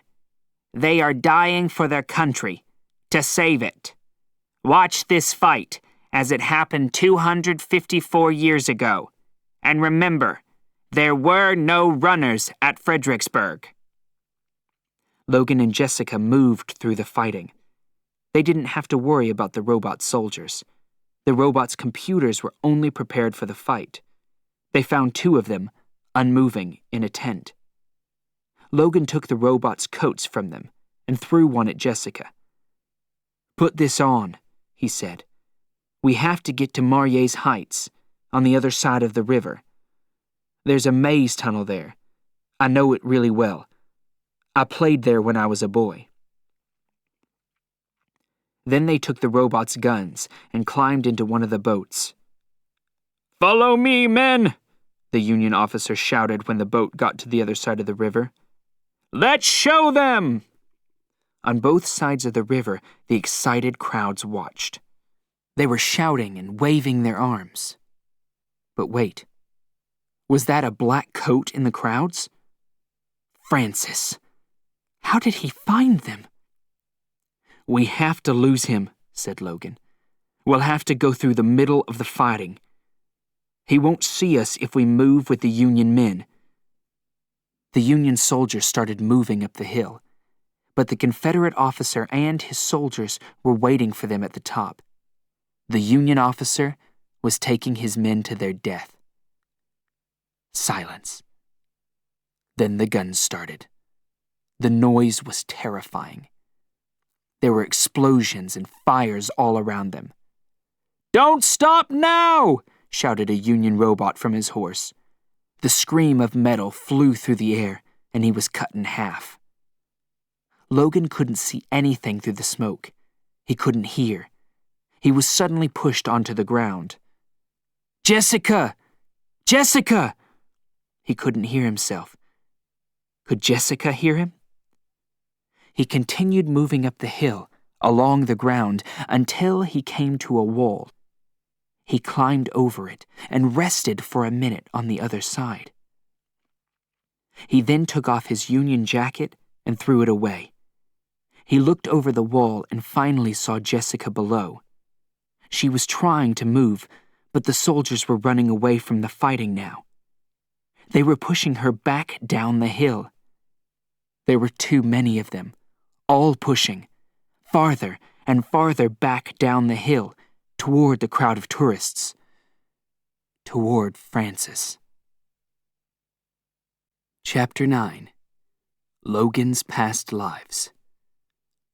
I said kiss my boot, then you can go, the man said again. Logan could feel the men's anger and violence. Faces, thousands of faces, but none of them was Jessica's. Logan was pushed along by the crowds. Everyone around him was laughing and enjoying themselves. A small boy tried to sell him a toy Civil War gun, but Logan wasn't interested. Suddenly, a black coat. Francis! Logan quickly stepped into a doorway to hide. It was the entrance to a relive shop. He watched the black coat moving through the people, coming toward him. Something touched his arm. He turned and saw a robot looking sadly at his palm. "We've expected you," said the robot. "Come with me, please." Logan had to get away from Francis, so he followed the robot. He was taken into a dark room. The robot pulled a life bed out from the wall. "Just lie here," he said. "This is the newest style of bed. You can choose the year that you like. You can also change years really easily." Logan got onto the bed and lay down. When the robot started to cover his eyes, Logan tried to stop him. "Listen, I really don't need this. The robot calmly continued with his work. He knew that everyone was nervous on their last day. When he was finished, he pulled a switch. The life bed began to move smoothly back into the wall. Logan was in complete darkness. Suddenly, he was 16 again, in Nevada. It was the second day of his Sandman program. To graduate, he had to travel across more than 100 kilometers of wild land. He was given no food or water, and he couldn't take a gun or a knife. He had to find a way to kill animals for his food. He took his water from the plants. It was day 2, and he was still alive. The sun burned down on him. He moved slowly. His mouth was dry, and his stomach was empty. This was his test. He must pass it. He must not stop. Then he was 7, and his flower was blue. He had to leave the nursery and go out into the world. He was scared. He couldn't take Albert 6, his favorite talking toy, with him. The little toy ran after Logan. It was crying and shouting at him, "Loge! Loge! I'll never forget you!" But they caught the toy and put it away in a box. Logan screamed and screamed. Then he was 13, riding his playstick in Venice above St. Mark's Square. The wind carried him along, and he flew around and around in the blue Italian sky. He was a bird. He was free. He was 15. His teacher stood in front of him. Logan was learning how to fight in the Omnite way. "Again," said his teacher. Logan got into the correct Omnite fighting position and moved around the man. He was nervous, but he must do well. He must never be afraid. He had to learn before he could be a Sandman. His teacher hit him. Logan came back with a single low kick. The teacher caught Logan's leg and threw him to the ground. He then kicked his head and stomach with 2 quick moves. Logan cried out in pain and was sick. Never use only one move. All night fighting uses 2 or 3 moves together, said the teacher. You must learn this.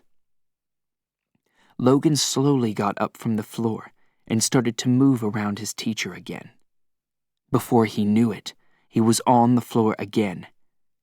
He picked himself up. Then he was down again. And again. And again. He was 6 and it was playtime. His best friend, Rob, was running across the playground, away from him. "I'm a Sandman," shouted Logan. "I'm going to shoot you. Here I come." Ha ha! You'll never get me. I'm the fastest runner in the world, Rob shouted, laughing. "Ha! You're wrong. Here comes my Homer. Bam!"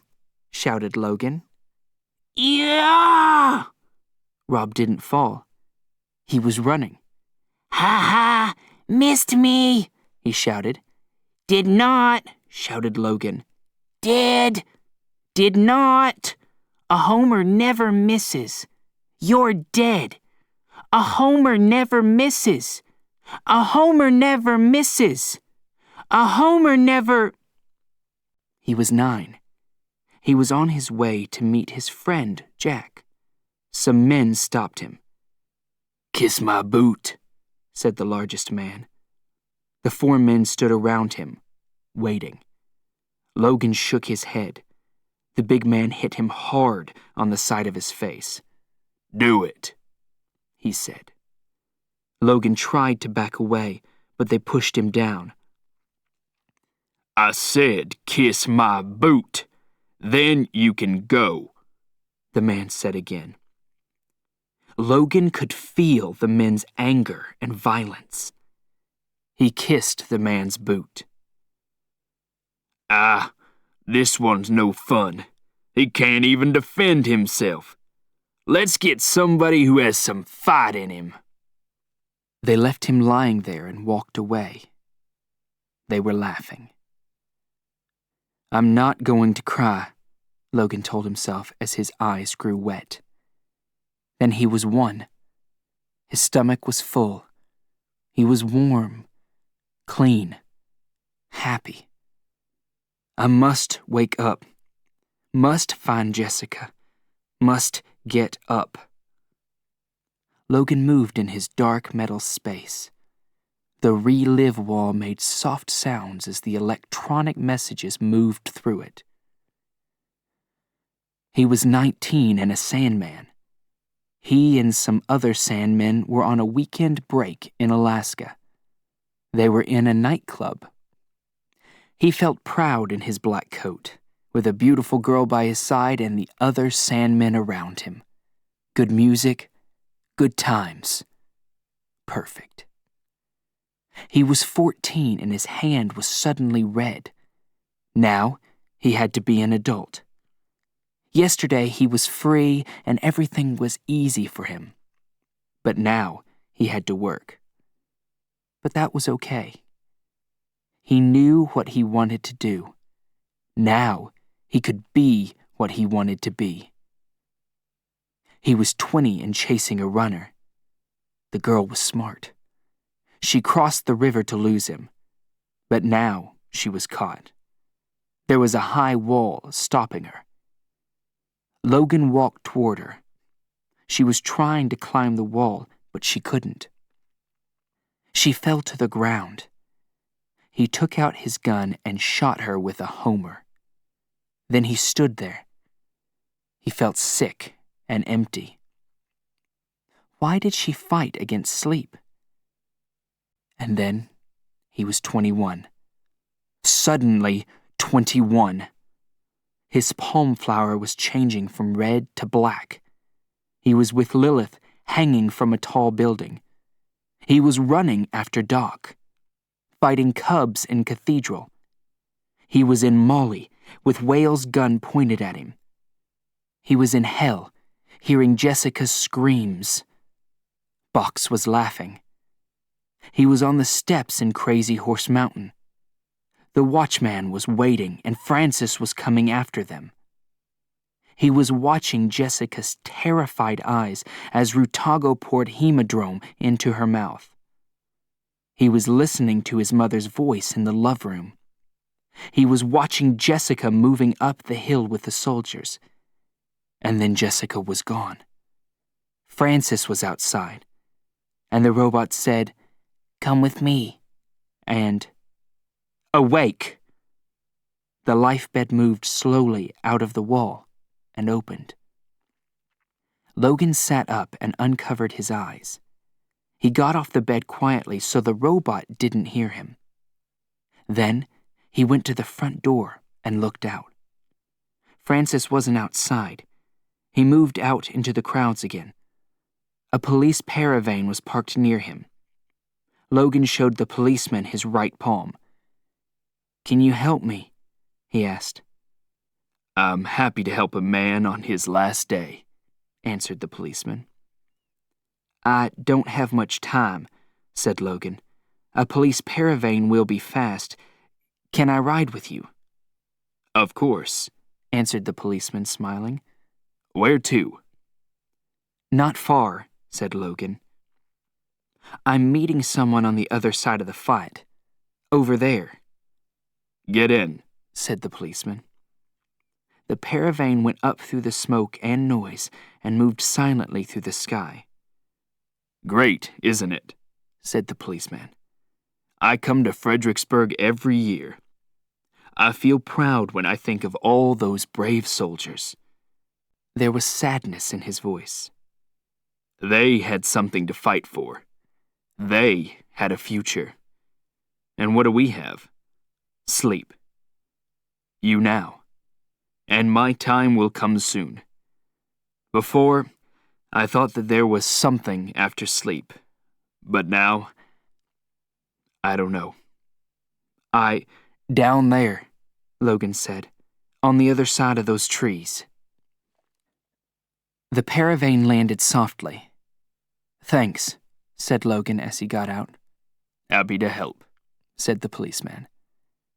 When Logan got to the Fredericksburg maze entrance, Jessica wasn't there. He went down the steps into the maze tunnel and looked for footprints. He saw large boot prints in the dirt, from the boots of a Sandman. Francis. Logan went to the maze call box. He broke the computer screen to stop the alarm. But where was Jessica? Could she find her way here? Was she still alive? He found a place under some trees to wait. He could see the entrance from here, but no one could see him. He heard a noise. His gun came out ready. Then Jessica ran out of the forest. She was terrified. "They're chasing me," she screamed at him. "Sandmen?" "No, some guys. They saw my hand." "Into the maze," shouted Logan, and they ran down the stairs. "The fight. I lost you. I couldn't find my way." "Forget it," he said. "You're here now." "Washington, D.C., Logan said to the maze car when it stopped. They got in, and he put his arms around Jessica. Chapter 10. The Little War. Terrified people were running in the streets. The roads out of the city were full of cars as people tried to escape. "Danger," said the maze car. "This car must stop." Logan and Jessica got out, and Logan sent the car back down the maze tunnel. "We'll have to walk from here," he said. They could see why the car had to stop. The top of the tunnel was down, and the tunnel was in a complete mess. It was almost impossible to get through. After some time, they found a narrow walkway that was quite clear. They followed that until they found a way out. They came out onto an empty station platform. Stanton Square. Logan and Jessica couldn't believe what they saw. This was Washington, D.C.? It was completely wild. Strange plants grew everywhere. There were no people, but they could hear the sounds of animals and birds. It was very hot. Washington, D.C. was the place where the Little War began. At that time, young people were angry. A new law stated the number of children that they could have. College students filled the streets. Their angry shouting often turned to violence. Cars and buildings were burned. The police were attacked when they tried to stop them. The president went on television to speak to the young. The world's population was almost 6 billion, and there wasn't enough food. The problems were getting worse every day. He asked young people to stay calm in this difficult time. But his speech didn't work. The president was the father of 9 children. Why could other people only have 2? The fighting couldn't be stopped. Politicians were taken from their offices by the crowds and killed. Washington was burning. Terrified people were running in the streets. The roads out of the city were full of cars as people tried to escape. The police could do nothing. Soldiers were called to the city, but they were young too. They joined the young people and fought with them in the streets. The violence swept through the United States. Government workers escaped to save their lives. Offices were left empty. In 2 weeks, young people were the United States government. Washington, D.C. was completely destroyed in the Little War, and nobody ever lived there again. Then, discussions about the world's population problems began. Cheney Moon had an answer. He was only 16, but he was a great speaker. He spoke in London, Paris, Berlin. Soon his name was known all over the world. People believed that he could solve the problems. In 6 months, he had millions of followers. Most of them were under 15 years old. 5 years later, the Moon Plan became law. At 21, Cheney Moon became the first person to accept sleep. Young Americans accepted this new law. Over the next 2 years, all people over 21 were killed. The thinker was programmed to organize people's lives. The time of government by computer began. The first full-time sleep shop was opened in Chicago, and there was soon one in every city. Programs for Sandmen began. By 2072, the population of the world was young. Old people could never make the decisions again. Chapter 11. In the Face of the Enemy. You're a runner, just like me. But I'm not, Logan answered. I guess I never was. Logan and Jessica found some stairs going from the platform up to the street. They had to be careful. Francis must be there, waiting for them. Francis's skill and intelligence made him an enemy to fear. Logan told Jessica to wait below and silently climbed the stairs. The only sounds were birds and animals. It was safe, for now. Jessica, he called softly. He watched her as she came up the stairs. She looked tired but so beautiful. She was still young. Why should her life end now? It was unfair. They tried to find their way through the trees and plants. It was difficult to move in the terrible heat. They came to a clear area, and above the trees they could see the top of the Capitol building, the home of the old government. "Ballard is probably there," said Logan. Suddenly, there was a terrible noise. It was coming from the trees. A huge wild cat jumped out at them. Logan shot the needler. It flew into the wild cat's back. The cat went crazy, turning around and around. Logan shot again, using vapor this time. A cloud of gas flew toward the animal and drove it away. When they finally got to the Capitol building, Jessica fell onto the steps. Her face and arms were cut and bloody. Logan helped her up, and they went inside. Plants grew everywhere. The windows were broken, and they couldn't see the floors through the dirt. They sat against the wall, too tired to speak. Jessica put her head on Logan's shoulder. It felt so good to rest. She didn't want to think. But they couldn't stay there long. It wasn't safe. Every time they heard a strange noise, they jumped. "If Francis doesn't kill us, an animal will," said Jessica. "What are we going to do?" "The only thing we can do," answered Logan. "I know Ballard's here, somewhere.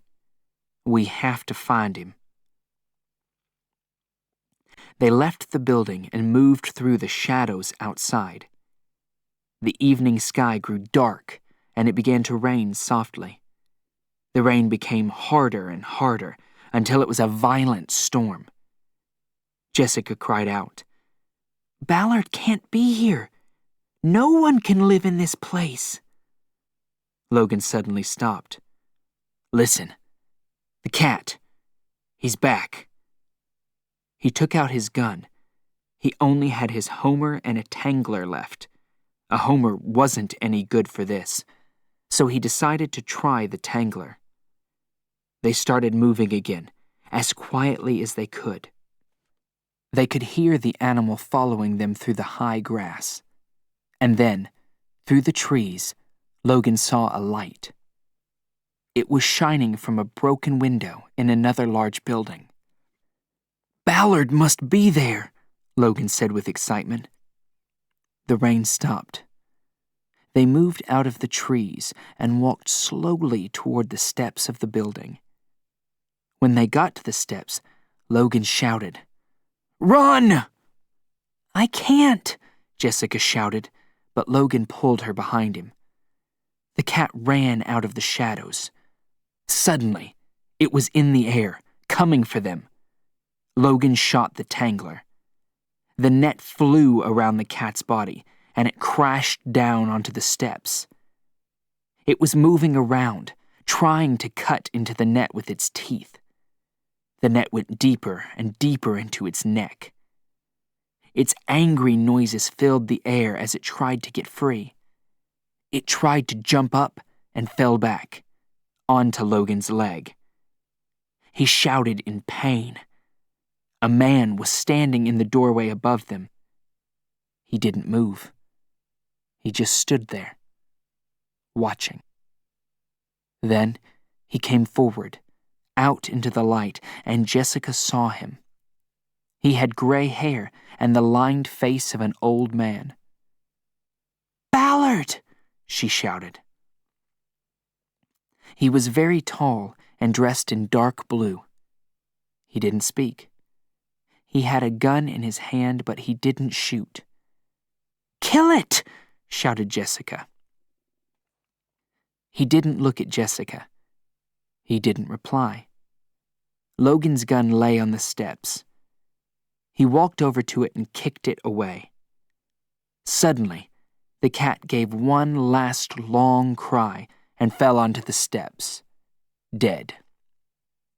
Logan slowly pulled his leg out from under the animal. Ballard didn't help him. He just stood there, with his gun pointed at Logan. "What are you doing?" cried Jessica. "That animal almost killed him." Logan slowly got up, and Ballard's gun followed him. "You can't shoot him. He's a runner," shouted Jessica. "He saved my life." He's also Logan 3, a Sandman," answered Ballard calmly. His fingers started to move. Jessica jumped at him and started hitting him. Ballard threw her from him, but Logan was already escaping. He ran into the building and tried to find a hiding place. Ballard shot at him, but missed. Logan had to do something. He felt in his pockets and found one last pack of muscle. His body was very weak now. This was dangerous, but he had to try. He felt the fire as the drug filled his body. He began shaking violently. He was huge. He filled the room. He moved easily toward Ballard. Nothing could stop him now. He calmly took Ballard's gun and pushed him outside. "Oh, Logan," Jessica cried when they came out. Logan could feel the drug leaving him now, but he looked strong. His eyes were on Ballard. "Tell him," said Jessica. "Tell him he's wrong. You're a runner, just like me." "But I'm not," Logan answered. "I guess I never was." Ballard's right. The color left Jessica's face. "I'm going to kill you," said Logan. "I have to kill both of you." Logan looked at the red flower in Ballard's right hand. "I don't understand. You've lived 2 lifetimes, and the flower is still red. How have you done that?" "Okay, I'll tell you," Ballard answered with a small smile. "It can't make any difference now. Something went wrong in the nursery when I was born. There was a problem with the flower that I was given. I didn't realize until I was 21. It didn't change to black. I lived while others around me died. Logan stopped him. "That's all I needed to hear," he said. "I've always wanted to know." Then he turned and shouted, "Francis!" Ballard turned to Jessica. "He's a Sandman. It's his life. He has to do this. But he'll never find the others, the runners in Sanctuary." "Then there really is a sanctuary?" Jessica asked him. "A place where people can grow old? Have children? Live together?" "Yes." "Francis! Over here!" shouted Logan again, but still there was no answer. "When you're dead," Logan said to Ballard, "it will be the end of Sanctuary." He lifted his gun. One shot from the Homer meant the end for both of them. "Goodbye, Jessica." "Goodbye, Jessica," he said softly. "I have to do this." But his hand was like stone. He couldn't move his finger. He tried to shoot, but his muscles locked. He could only see Jessica's face, the pain and sadness in her eyes. He fell back against the wall. The gun hung from his hand. He was making strange sounds, but no words came out.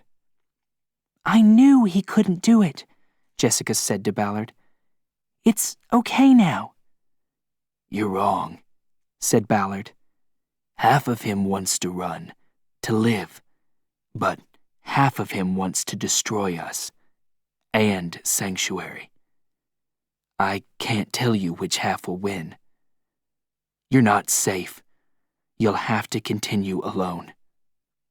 "But I love him," Jessica was crying now. "You can't ask me to leave him." "You must continue alone." Ballard's voice was hard now. "Listen to me. The last stop is Cape Steinbeck. He checked the time. You have 28 minutes to get there. If you're late, they'll leave without you. You must go. You'll find a maze car at the platform near Capitol Hill. Now go. He turned away from Jessica and started to go to Logan. But Jessica hit him hard on the back of the head and knocked him to the ground. Chapter 12. The Truth. He didn't answer her. He turned and walked toward Francis, toward his death. Jessica helped Logan to the maze platform and called the car. Logan's head hung down. His face was white. He didn't speak. They got into the car and Jessica held him close. The car sped through the dark tunnels. "It's going to be all right," Jessica said softly to him. "You don't have to fight yourself now. And Ballard can't hurt you. No one can stop us. You're free." Slowly, he lifted his right hand. It was red, then black. Only black. His 24 hours were finished. Suddenly, the car alarm sounded. No, it was coming from something in the car. His gun. "Gun," said Logan slowly. "Wild gun." That meant a gun in the hands of a runner. The police could hear this alarm. They had to get out of the car now. Logan pushed the stoplight. "What are you doing?" Jessica was terrified.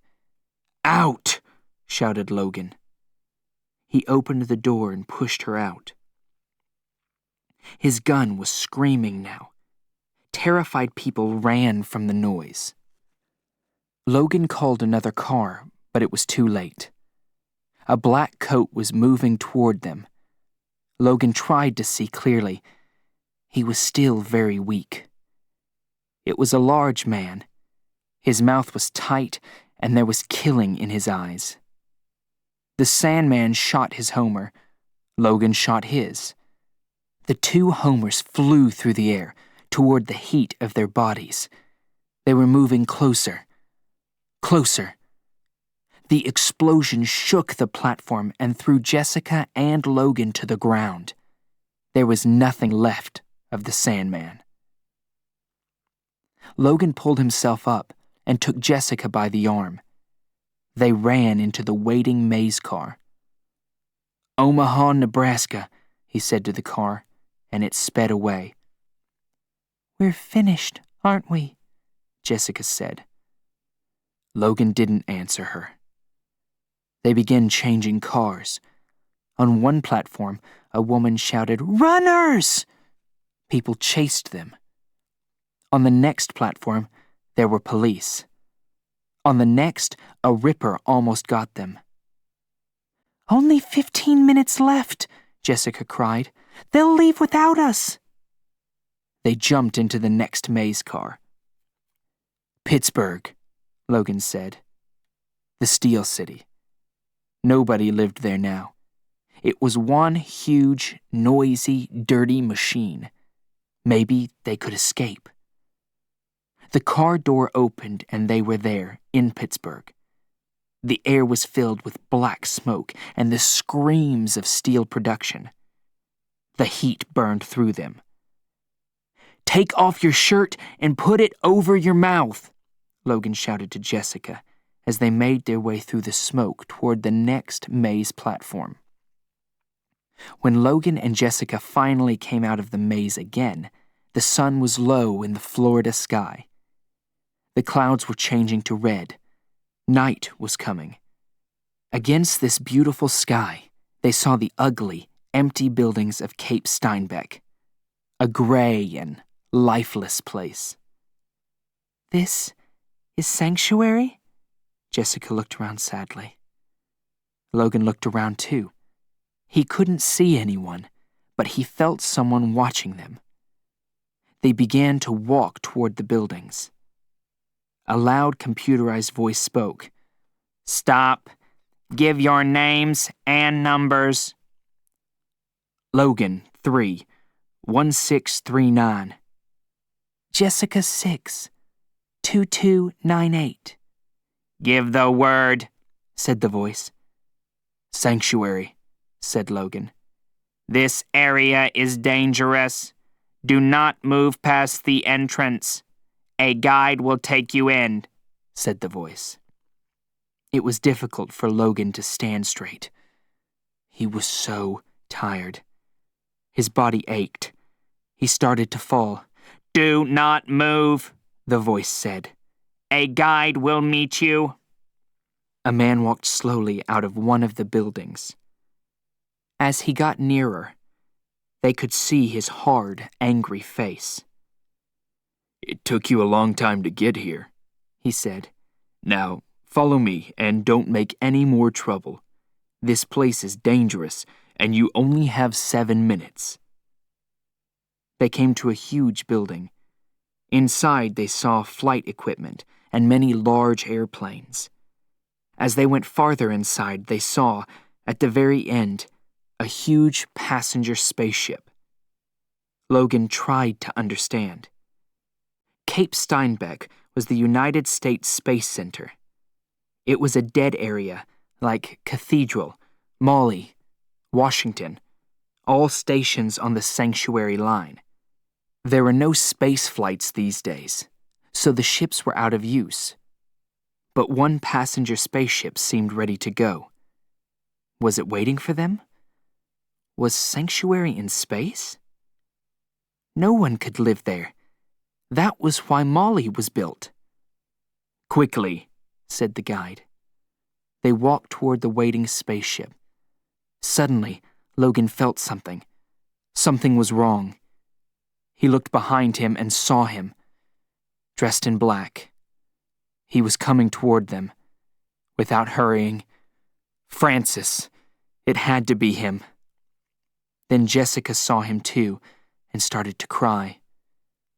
They were so close. Why now? Take her, Logan said, and pushed Jessica toward the guide. I'll try to stop him. The hard-faced guide said nothing. He reached out, took Jessica's hand, and pulled her forward. She fought to free herself. No, Logan! No! She shouted. He didn't answer her. He turned and walked toward Francis, toward his death. The ground felt like sand. It was difficult to move. He fell down, got up again, continued. Francis was near now, his face hard, his eyes cold. There was so much that Logan wanted to say to him. This world, this way of life, is dying. The thinker can't continue. People want to live. They know that this was a mistake. It is wrong to have a world only for the young. The greatest things on earth were made by the old, the wise, the people who lived long lives before us. But he was so tired. So tired. Logan fell to the ground. His eyes closed. He tried to speak, but he couldn't. World dying. We were wrong. Death doesn't solve problems. Someone was speaking. Open your eyes. Open them. It was Francis. Logan looked up. Francis was standing over him. His gun wasn't in his hand now. Suddenly, Francis began to change. His skin, his face, changing. Francis was Ballard. I couldn't tell you back in Washington, Ballard said. I didn't know if you could leave your past behind. Now, I do. Logan realized that, of course, Ballard had to hide. He couldn't show people who he really was. A Sandman was the best idea. Nobody ever questioned a Sandman. I haven't been able to help many of you, he said. My organization is too small, so I can only find a small number of runners. But, Doyle, back in Cathedral? I gave him a key, Ballard said. I told him to try to get to Sanctuary. But you were too quick. Then the Cubs killed him. Then it was you, back at Crazy Horse Mountain, on the steps. Yes, I wanted to stop you then. But how? How do you... Logan was so tired. There was so much to understand. Ballard tried to explain. I can only fight the Thinker in a small way. I organize a few parts of the maze, the dark parts, but I'm learning more every day. You're right. This world is dying. The Thinker is dying. One day you and Jessica will be able to come back to a better world. I'm working for that. I'm doing what I can. But I have to be careful. I work mostly alone. And Sanctuary, where is it? Ballard was helping Logan toward the spaceship. Argos, he answered. It's a disused space station near Mars. It's small. Life isn't easy there. But people are free. And it's ours. Yours too now. The stop for Argos is Darkside, on the moon. He helped Logan onto the spaceship. Jessica was there, waiting for him. Jessica, I love you. Jessica reached for him and helped him into a flight seat. A computerized voice started the countdown. 10, 9, 8. As the door was closing, Logan could see Ballard talking to the guide below. The spaceship began to shake. Jessica's mouth was moving, but Logan couldn't hear her above the noise. He felt the sudden movement of the huge ship and looked at Jessica again. She was smiling. He closed his eyes. Ballard watched the orange fire below the ship as it lifted into the sky. It moved faster and faster as it left the earth. He listened to the great noise as it went through the clouds. And then he turned and walked away, alone, into the night.